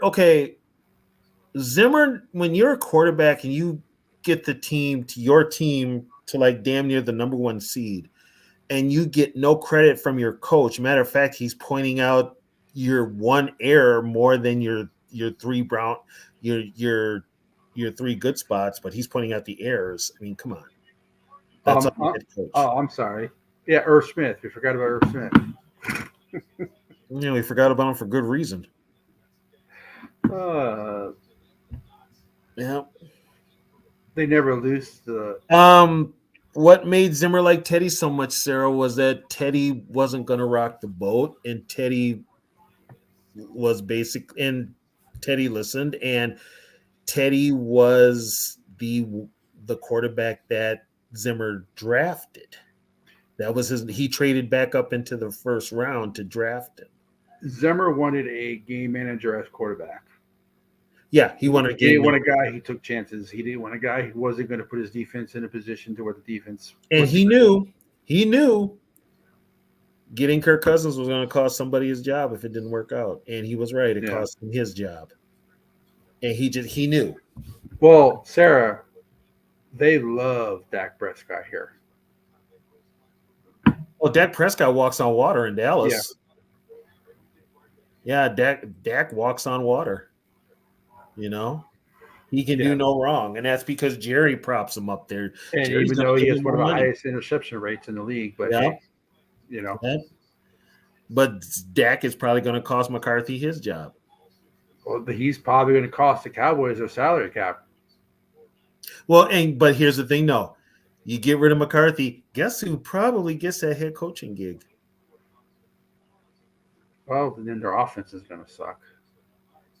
Yeah, but they'll still get seats in it. They'll still get people in the seats. Yeah, I guess. But here's the thing, though. They'll go back to that old school style of running the football, which is what Zimmer wants to do. Which kind of. But they're getting rid of the running backs, though. He'll find another. Yeah. I don't know. So now that we got that, let's talk about current stuff real quick, because we really haven't talked about current stuff, even though this is vintage. It's funny how people just start rumors and people take it as truth. It was like trading JJ. Mm-hmm. I think Quasey's telling the truth. I don't think trading JJ has ever crossed his mind. So I don't know how those stuff starts and how people just run with it. And the people saying Kirk's going to get $51 million a year. I don't think that's happening. They sounded nobody's going to give. I don't care, because you're pretty much Kirk Cousins getting $51 million a year. That's like Patrick Mahomes territory, and nobody needs to be making money that Patrick Mahomes needs to be making. I don't think anybody's going to give Cousins $51 million a year. I don't know where this crap is coming from. I really don't. He's coming off injury. He's 36 years old. Is he a good quarterback? Yes. Is he a $51 million quarterback? No. I don't think anybody's going to sign Kirk Cousins for $51 million, because, like I said, that's Patrick Mahomes. That's Joe Burrow. Kirk Cousins is neither one of those quarterbacks. Now, could you see Kirk Cousins getting around $30 million a year? I can see that, just because it's the position that he plays. And $30 million for a top 15 quarterback is really not that much when you look at some of the salaries that these other quarterbacks are getting. And Kirk Cousins says he wants to stay a Viking. They want to keep him a Viking. He said it was more about the structure than it was about the money. So could you see a 3 year, 3 years, $100 million is $33 million a year for a top 15 quarterback. 2 years out of the three guaranteed. That's probably what I think it's going to be. I'm not saying I agree with it. I'm just saying that's probably what it's going around. Okay. That's probably where it's going to be around. The biggest problem with everything you just said is it's common sense. Yeah. We're dealing with the Wilfs. In other words, they'll sign Kirk for whatever he wants. The Wilfs are that stupid. I shouldn't say the Wilfs. I'm going to say Mark Wilf and Andrew Miller. Because Mark is calling the shots. Ziggy's, for the most part, retired. Mark is calling shots. Only team that will pay Kirk that type of money is the Vikings. Now, the blowback is Kwesi and KOC. They don't want that anchor. They don't want that anchor, and I don't blame them. No, I don't care how much I don't care if you're a Kirk stan or whatever, like all these people who think Kirk Cousins can do no wrong. Even they would have to be like, why the hell are they giving Kirk Cousins $51 million? He's not a $51 million quarterback. Like I said, there's probably two quarterbacks in the league, maybe three you can give $51 million to. That's Patrick Mahomes and Joe Burrow. This team, if that's I don't see. I might be missing a quarterback. I don't. I think those are the only two quarterbacks you could really pay, because the Bengals are. We saw what the Bengals are without Joe Burrow. They are nothing without Joe Burrow. You can have they got the best the best receivers. You probably have the best receiving corps in all the NFL with T. Higgins, Boyd, and Chase. They probably have the best receiving corps, and they didn't. Other than the game against Minnesota, what did they do after they lost Burrow? Pretty much nothing. So you can blame the Vikings for that. Yeah. So even with those great receivers they have, Joe Burrow is when they team good.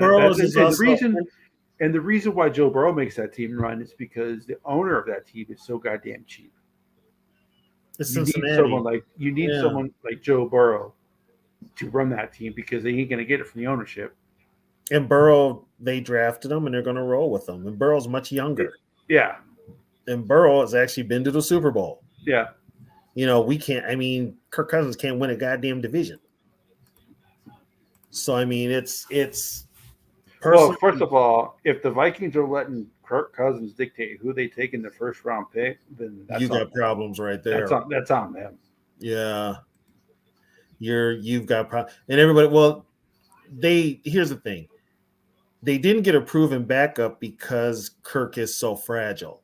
That's why they got Mannion. He's just a book carrier. But I think you move on from Kirk. You've seen what you got with Kirk. It's time to move on. But I'm going off by what they were, Kwesi and KOC said at the combine.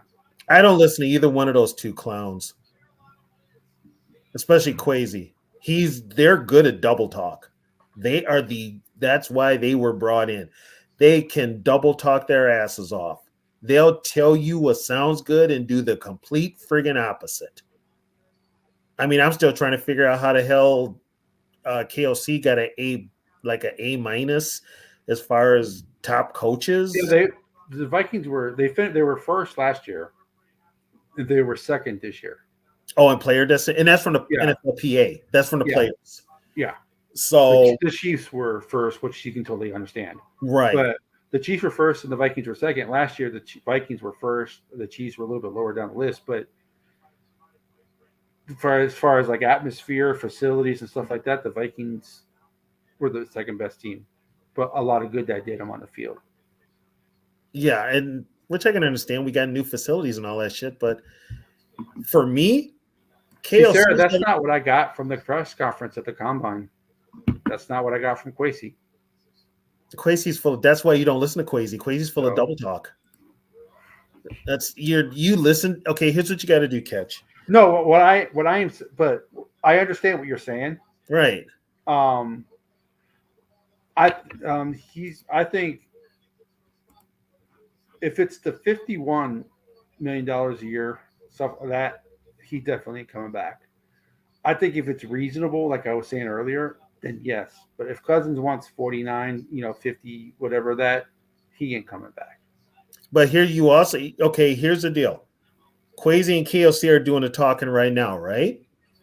What they're probably going to do is during the combine is when the whole mood's going to change, and um, you're going to get some feelers if Kirk really T-Bass really, really, good Lord.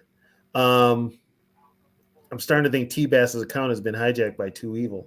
Um, um, but it's right now they're saying one thing, but depending on what is said at the meetings and everything like that, um, we don't know. You know, But it also comes down to what does the owners want? that's why whatever Quasi and KOC say, I don't listen to. But I don't listen to. KOC has been consistent though. KOC has been consistent with wanting Cousins back. Quasi's the one Because who's okay, you want to Quasi's the know one. you want to know why? Because Cousins makes his playbook look good. Right. That's the only And reason. Quasi's the one who was saying, "Well, we have to work on some things with Cousins and stuff like that." I think they want him back, but they don't want him back at $50 million a season. I think they'll. It's kind of like say what you want, but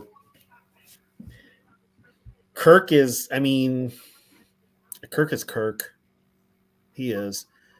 And I think that the Achilles injury changes everything. I don't care how much he's dancing and what have you. I don't care. Isn't that funny how all of a sudden it was like, oh, well, Kurt's going to sign for $29 million a year. Then he dances on stage. Oh, well, its price has gone up. And then he shows that workout video. Oh, now it's up to 51 million. Come on, man. Well, and that's Kirk's people putting that out there. That's Kirk's people making him do that. The NFL is probably like, I still ain't signing a clown. Yeah, he ain't getting $51 million. I don't know. Right now, there is probably going to be a team who needs a quarterback really bad, but they'll draft a quarterback and not start him. They'll get a bridge quarterback in East. There's good candidates for bridge quarterback out there, like Minshew. Yeah. Tannehill. Wentz. Tannehill. There's others. Yeah. You can find them. You can find a good bridge quarterback. Right now, Viking fans, I'm telling you this, with the hiring of Josh McCown, who has a connection to Drake May, I think this team's drafting Drake May. You think that's the main reason they drafted him? I think they're going to draft him. They hired him. Yeah. And by the way, let's just say something about McCown. How many guys, because they wear a helmet their whole career, that man has still got some impressive lettuce, man. Oh, he's got a weird look about him, though. Yeah, he's a jar. He quote unquote like a jarhead. Like he looks like a comic book character with like the jawline and stuff like that. He looks like somebody out of a Dick Tracy thing. Yeah, he looks like one of the bad guys. Yeah. What was it? Swimming with the fishes. See. Yeah, like a weird name. Like, yeah, he looks like that. He just looks like, I don't know, like a comic book character that's like super villain. Like Johnny Bravo or something like that. That's it, Johnny Bravo. That's who he looks like. Johnny Bravo. He's got the strong jaw, the hair. Yeah, he looks like Dolph Lundgren. Yeah, he's got that look. Yeah. He's got that. He looks like Drago. Dolph Lundgren's in Mensa. I don't think Josh McCown's in Mensa. But yeah, I mean, I'm pretty sure, and I think I want to say they kind of talked to him at the Senior Bowl. Was he at the Senior Bowl, Drake May? I do not know. They talked to a couple of quarterbacks at the Senior Bowl.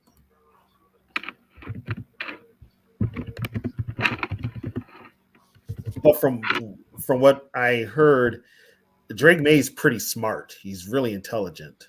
I just look at Drake. I saw Drake May play 2 games last year, and the only player that comes to mind when I think of Drake May is Will Levis. I'm honest. Will Levis. I just don't see it with Drake May. Yeah, I don't know if Drake May played in the Senior Bowl or not. Is he even? Sarah says he wasn't at the Senior Bowl. Well, I don't think he's a. Is he even a senior? Was he a junior? I think he's a senior. Yeah, I don't think he was. Yeah, I think he's a senior. And I don't think he's going to throw at the combine either. He can do it. I think he's waiting to his pro day. Yeah, the combine starts tomorrow. Well, 1 hour ago, Drake May sliding. I wonder if the Vikings put some stuff out about Drake May, because that does happen. Yeah, where he'll slide down where they don't have to move up. Yeah. Yep. Yeah. Oh my God. You don't want Drake May. He has all these. Yeah. There's questions about. Yeah. No, Drake May can't do this. Not only when they slide like that, it changes their pay scale too. Yeah. Changes their money. Yeah, Lawrence Taylor is from North Carolina. So, I mean, North Carolina's put some good players in the league. Come on, man. Don't you want to admit Trombonsky? Sad Trombonsky? Oh, jeez. You know why he's called Sad Trombonsky, don't you? From that, like when something goes, Mitchell Trubisky. He's called Trombonsky because, like when something happens and they go, wah, wah, wah, with oh, yeah. Hey, he'd be a good bridge quarterback. Yeah, you want to see Viking fans jump off a bridge? And Mitch Trubisky. But here's something. I saw this stat for the Steelers, and this is why I think Cousins would be good for the Steelers. They've had 2 seasons, the last 2 seasons, they've only had 26 passing touchdowns. Really? Yeah. That's it? That's it. Kenny Which Pickett tells you garbage. how good of a coach Tomlin is. Oh, that Kenny Pickett's a damn. Well, And they drafted him number 1, didn't they?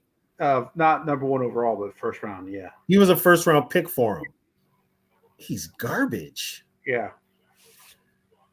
That's why Cousins has got some steam, but they said they don't want to. They said they want another young quarterback. But if I'm the Steelers, Cousins is perfect because your team's built to win. You just need a quarterback. Yeah, are they built to win though? Well, I mean, look, they were almost in the playoffs last year with shitty quarterback play, and they're playing the toughest division in football. No, but do you want to get an immobile Kirk Cousins playing against some of the best defenses in football? Oh, that Baltimore defense would scare. But I don't. Like I said, I don't know what's gonna. See when you're. There's a lot of steam on him too. People are saying that he's probably might be the best quarterback that's going to be at the combine as well. So who knows? His stock is actually rising. So I don't know, Sarah. They pay him enough money. See, to me, if I'm Kirk Cousins and I actually want to win, I'm taking 29. Around there.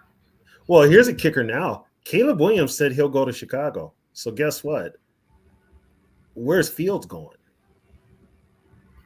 I still think Fields ends up in Atlanta if they get or that could be smoke and mirrors. Chicago, keeps Fields, and that value that makes with him saying that he wants to go to Chicago as opposed to saying I don't want to go to Chicago. Maybe he doesn't want to go to Chicago, but he's helping the Bears out. He said he didn't want to go to Chicago last year, but a lot of people are saying that was just a smoke. That was a smoke. But what I'm saying is this could still be another smoke screen. It's like I don't want to go to Chicago, but I'll help you out by saying I want to go to Chicago so you can get better draft picks. Because if he says he doesn't want to go to Chicago, the offers to move up to 1 are going to be less than what. You know what though? I think maybe they do like the like the Chargers and Giants did, draft them and then trade them. Yeah. I don't want Caleb Williams because I think he's a crybaby. He'll So set that franchise. The Bears They would actually play better with Fields than they would with Yeah. Caleb Williams. I don't care what kind of skill he said he's got. He might have all the skills in the world, but upstairs, he just ain't mature. No, he's not. He's just, you know. But Justin Fields, who knows?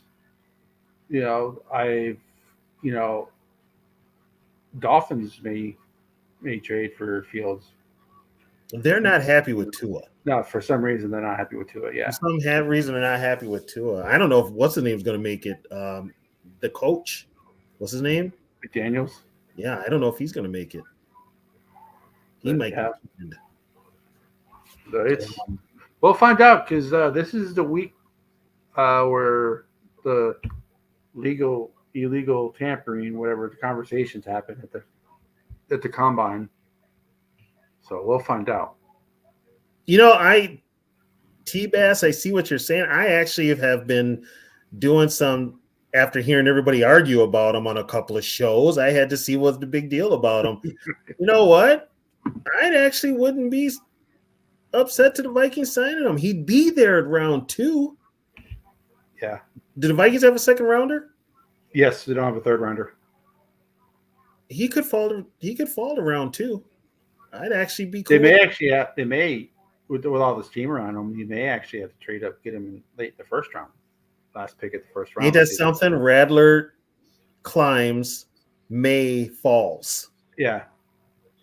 That's why I was telling. I mean, I'm a little biased, obviously, because he went to my school, as you can see. But that's a good one, Sarah. You're right. Yeah. But that's what I'm saying. But as we've all seen, I have asked Zoe, what is it about him you don't like him? Well, look at the team's record. You just can't look at a team's record and say a quarterback played badly. There's more to it than that. North Carolina wasn't good, and people were saying Drake May, look at Southern Cal's record.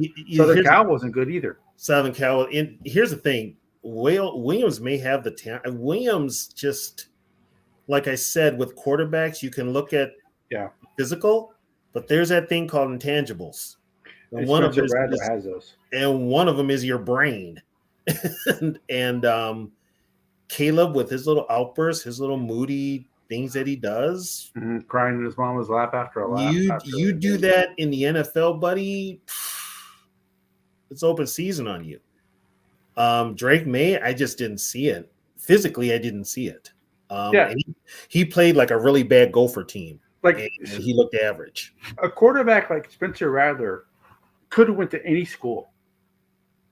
He could have went to Ohio State. He could have went to a Michigan State. He could have went to a UCLA. He could have went to any of those schools. But no, he went to South Carolina because he wanted to change. Like, he's probably the most talented quarterback to play for South Carolina, which is because the quarterback history for South Carolina is not good at all. But he's probably the best physically gifted quarterback to play at South Carolina. He wanted to go to South Carolina because he wanted to change the perspective of South Carolina. He wanted to be the guy. He wanted to start a new trend at South Carolina. And some of the recruits they wouldn't have gotten if Spencer Rattler wasn't there. I mean, the quarterback, the Xavier Legette, who was the South Carolina's leading receiver, he was nowhere to be found the year before. And then Juice Wells, who was leading receiver the year before that, was a transfer coming in from a smaller school. So Spencer Rattler made the team better.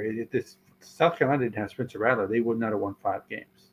They definitely wouldn't have beat Tennessee 62-37 if he wasn't the quarterback.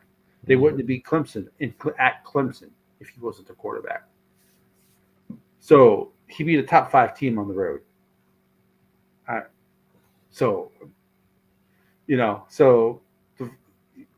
This last year was bad, but the South Carolina lost over 300 games due to injuries. And they still won 5 games. So Spencer Rattler was not the issue with South Carolina. So I think the more people watch tape on him, the more they'll see how good of a quarterback he really is. His release is he's got a very his release is quick. He actually moves in the pocket. He will run if he needs to, but he looks to throw first. And if nothing's open, then he'll run. But he's got all the tools. It's just the fact that he played for South Carolina in the SEC and they weren't very good. Does he got a brain? I'm sorry? Does he got a brain? Yes, he has a brain. Okay. He's actually matured a lot this last couple of years. Because when he first decided he was coming to South Carolina, I'm like, I don't know about this guy. He was not. Some people at Oklahoma say he wasn't a good teammate and all this stuff. And then, yeah, how tall is he? 6'1". That's average. Yeah, that's average. Yeah. He's 6'1", I want to say like 217, 218, something like that. So he's not. Is he going to be at the combine? Yes, he's going to be at the combine. He's probably going to be the best quarterback. He's probably going to throw at the combine. Okay. Plus teams. He wants his draft stock to go up, so he's doing. They had an interview with him on South Carolina Network, and they were like, "What are you going to do?" He's like, "I'm going to try to do everything I can because I want my stock to go up. So my pro day, my combine, and all that." He's like, "I'm going to do as much as I can to get my stock to go up because I know my talent will show where I'm at." So, yeah. Okay.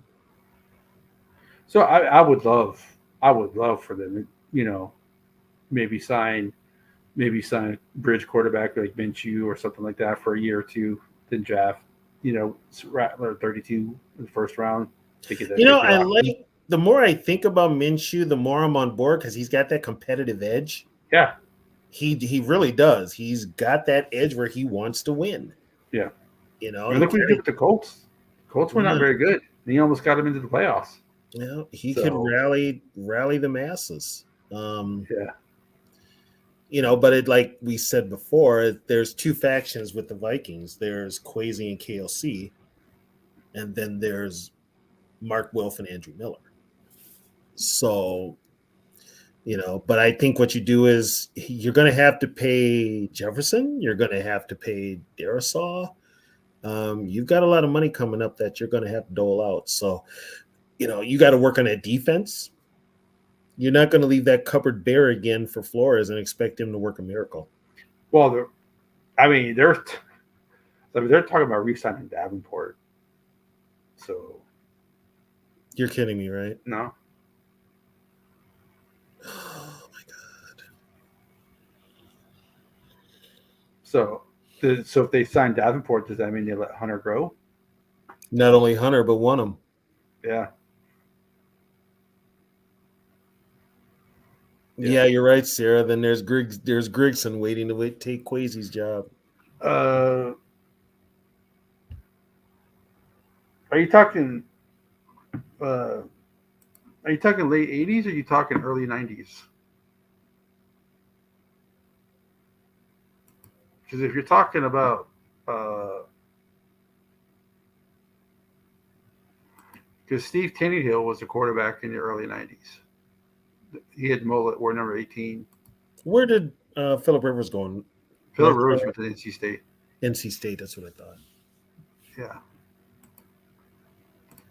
And then they had Phil Petty after Tannehill. South Carolina quarterback they have not had a good quarterback. Sunshine from the Titans went to South Carolina. They had back in the early.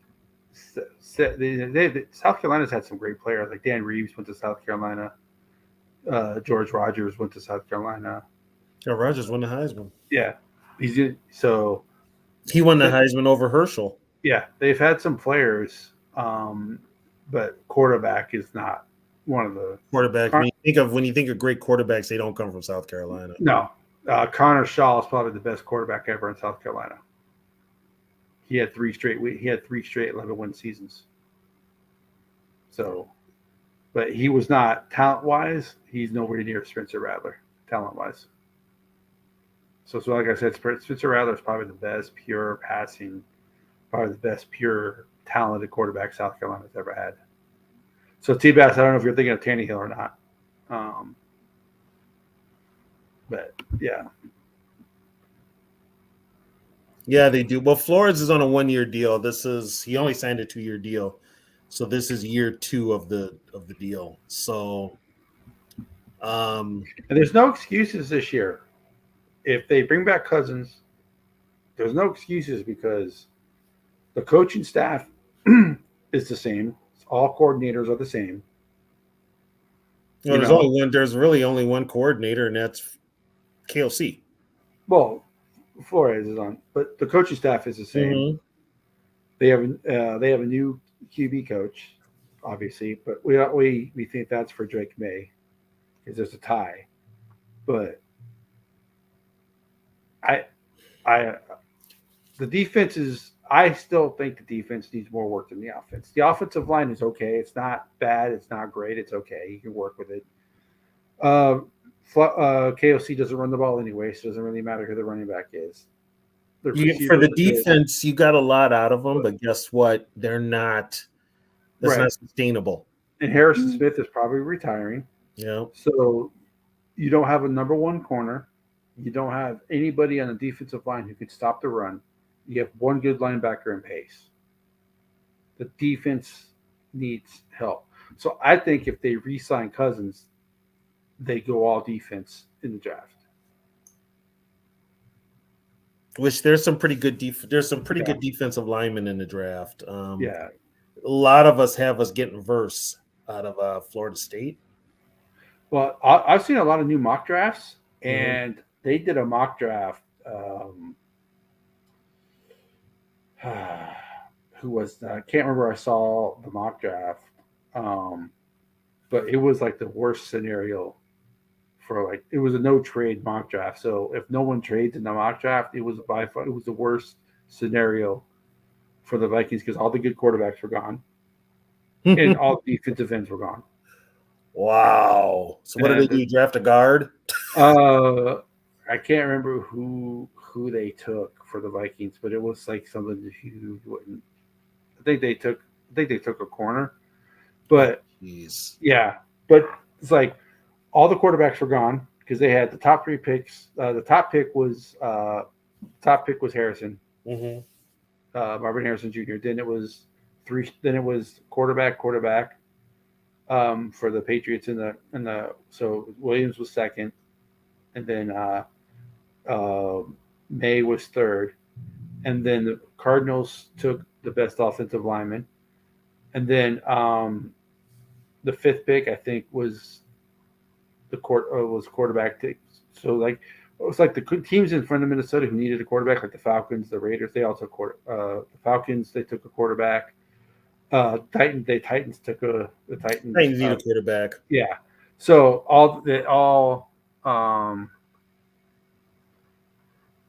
yeah, it was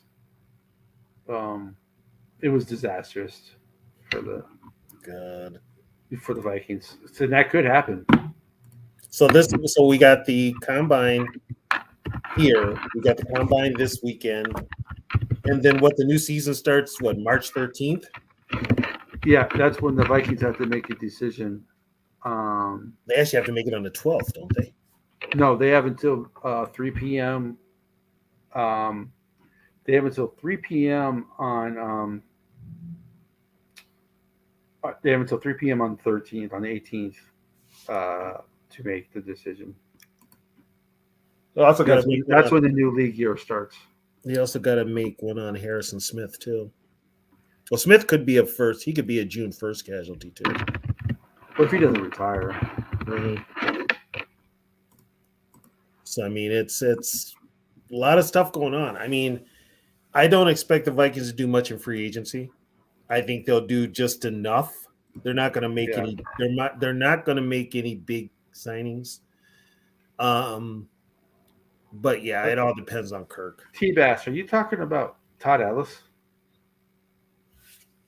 Todd Ellis, I mean, he was okay. I mean, he's a play-by-play guy for the radio team, if that's who you're thinking of. Yeah, you're right, Sarah. Take that dead cap hit and re-sign him. Re-sign Kirk. But they won't. If they that would be the worst case scenario. Is if they go past that 3 p.m. deadline on the 18th and then re-sign Kirk Cousins, because then like Sarah says, will have the 28.3 dead cap hit plus his new contract. Well, they got. Well, here's the thing too. If Plus, they want to get rid of the 28.3 million, they're going to have to sign him before March 18th. plus with and also if you do sign him, he does not get guaranteed money, and he does not get a no trade clause. The no trade clause, I think he can probably get. I think they can.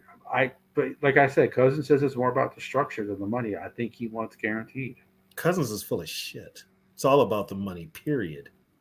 It's always about the money. Let's put it this way: if he was such a team player, why didn't he take a damn home? Why didn't he take a pay cut when they asked him to? That's why I don't. That's why I don't, because I don't think he. I mean, look at all the pay cuts Tom Brady took. Yeah, to win.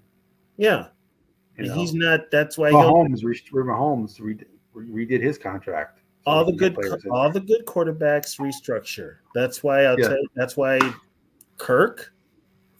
Screw him. I'm done with him. You know, he can hit the road. I ain't gonna miss him.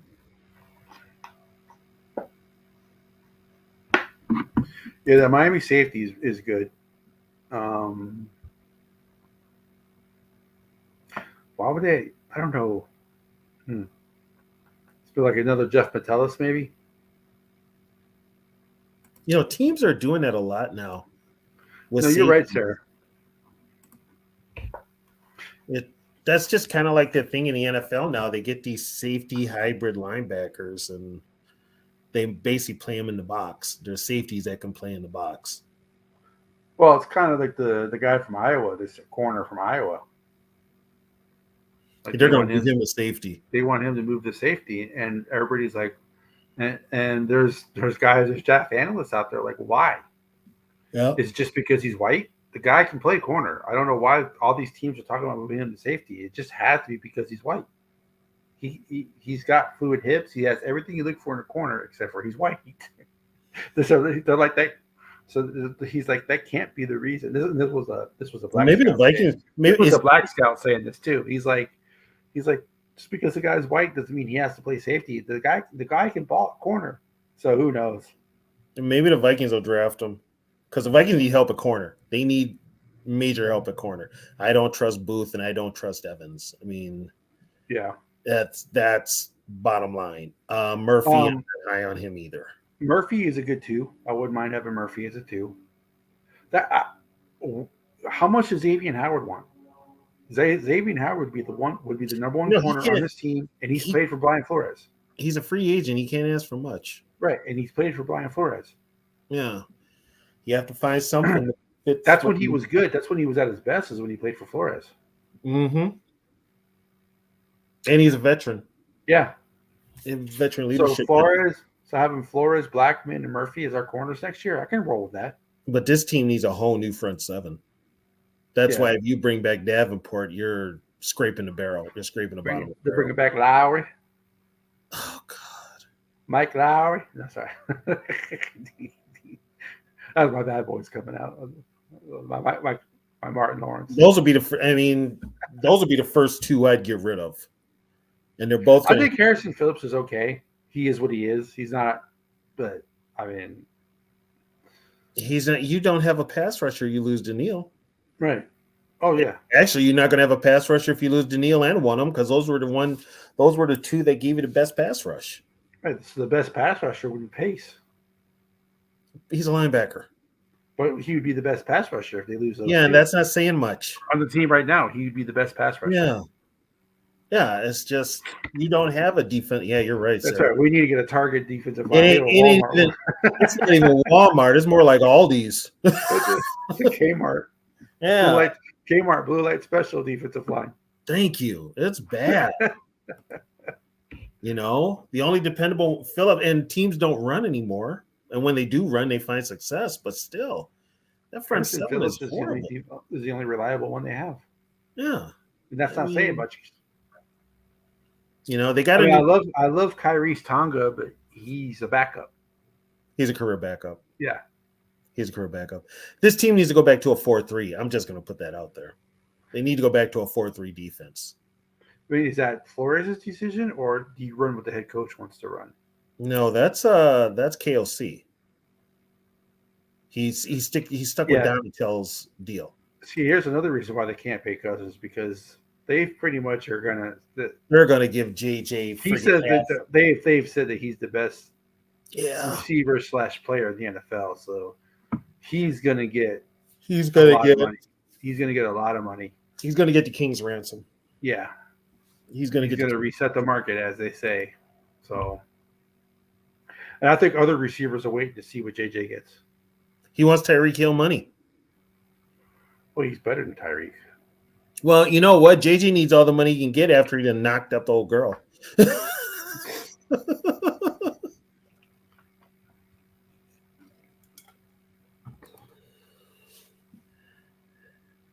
Well, it's kind of funny.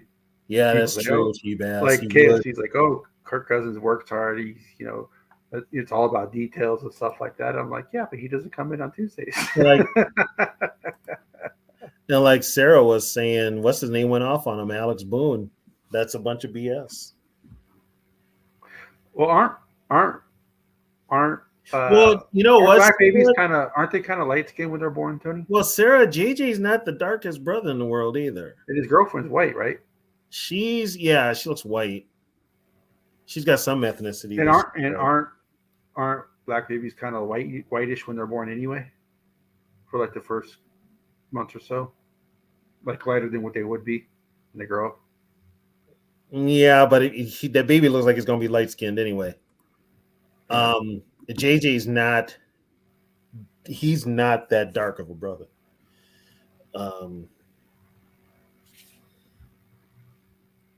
He's not crazy. He's not crazy. No. Yeah. Well, should we wrap it up here? Catch? Yeah, I like that linebacker from Texas A&M. Oh, Sarah, that picture, she got made up. She put some makeup on before she took that picture. You could tell. She's a little too made up after just having a baby. Like I said, I used to do supply chain at a hospital, and so sometimes I had to fill in for the girl who had the maternity ward. Mm-hmm. When them women come out just giving birth and like that, and they're wheeling to their room, they do not look like that. They look like they went 10 rounds with Tyson. No, they look like they either win a overtime in a football game that went 2 overtimes, Yeah, or they got into it with friggin' Conor McGregor, or yeah. they look like they've been through hell. Yeah. And for some of them women, they in labor the labor and then the actual birth is like, damn, Yeah. But yeah, she was a little too made up. So, but that's she told that baby, like, let's get paid. Well, she's she with probably knew JJ. she was gonna get paid. So that's the thing about being a young. I don't know if I'd want to be a single young professional athlete nowadays. You know what? Here's Derek what Jeter. You know, Derek Jeter didn't get married to after he quit playing. Here's the thing: if you're gonna do that, just be like Zach Wilson and bang all the MILFs out there. They ain't trying to have kids. When they gave the Jets gave permission for him to seek a trade. Yeah, who wants him? Hey, Denver.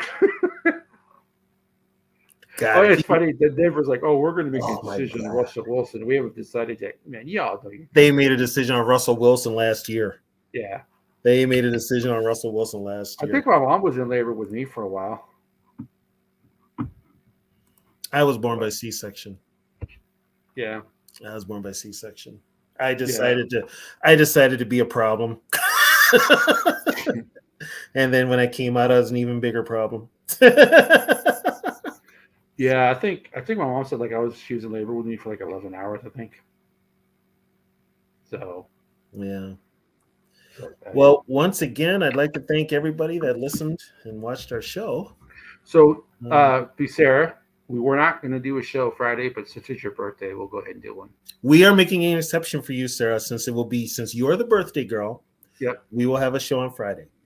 Yep. So it'll be like our other last couple of Friday shows. We'll at the very beginning of the show, we'll touch on NFC North stuff, and then after that, it's a free for all. and Tony, I did talk to my brother-in-law. He said just let him know when the show's on, so he can come on and talk wrestling.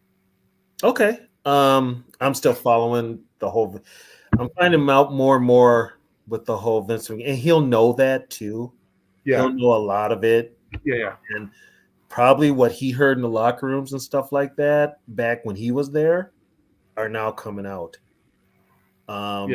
Everybody's letting it out, but he'll even agree. Most of the people are gone, but it was if it was a secret then, it's coming to the light now. But yeah.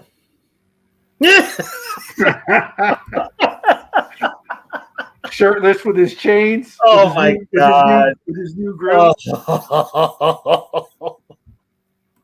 Oh, come on, Sarah. You know you like that Kirk Cousins fight. Oh, that is funny. That's like that. You like that drip. The you don't want to see. You don't want to see Kirk O'Chains with his new grill jumping out of the cake for you, there, Sarah. Come on. Have a Viking horn. Have a gal horn and yell "Skull" and all that other stuff, and then yell at you and say, "You like that?"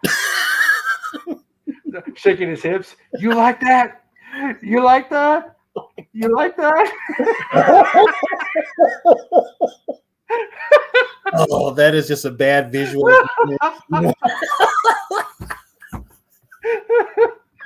That has to be the worst visual. Oh my God. Oh jeez. Oh man. Well, on that note, I'm glad we got the little parental advisory sticker there. Exactly. Yeah, so we'll do a Friday show probably at the same time. Probably start at 9:30 or so. Yep. Like I said, we weren't going to do one. We probably weren't going to do a Friday show for a while, but since it's Sarah's birthday, we'll do one. We'll probably do a Friday.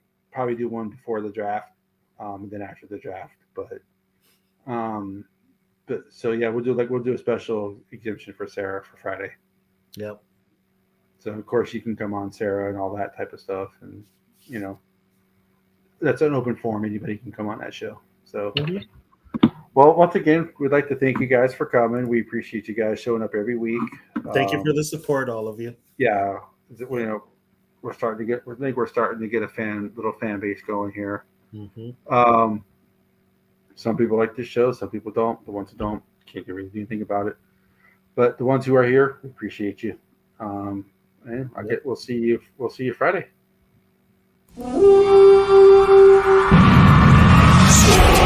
Vikings, let's win this game. Score Vikings, honor in the name. Go get that first down, then get a touchdown. Rock 'em, sock 'em, fight, fight, fight, fight. Go Vikings, run out the score. You hear us yell for more. V-I-K-I-N.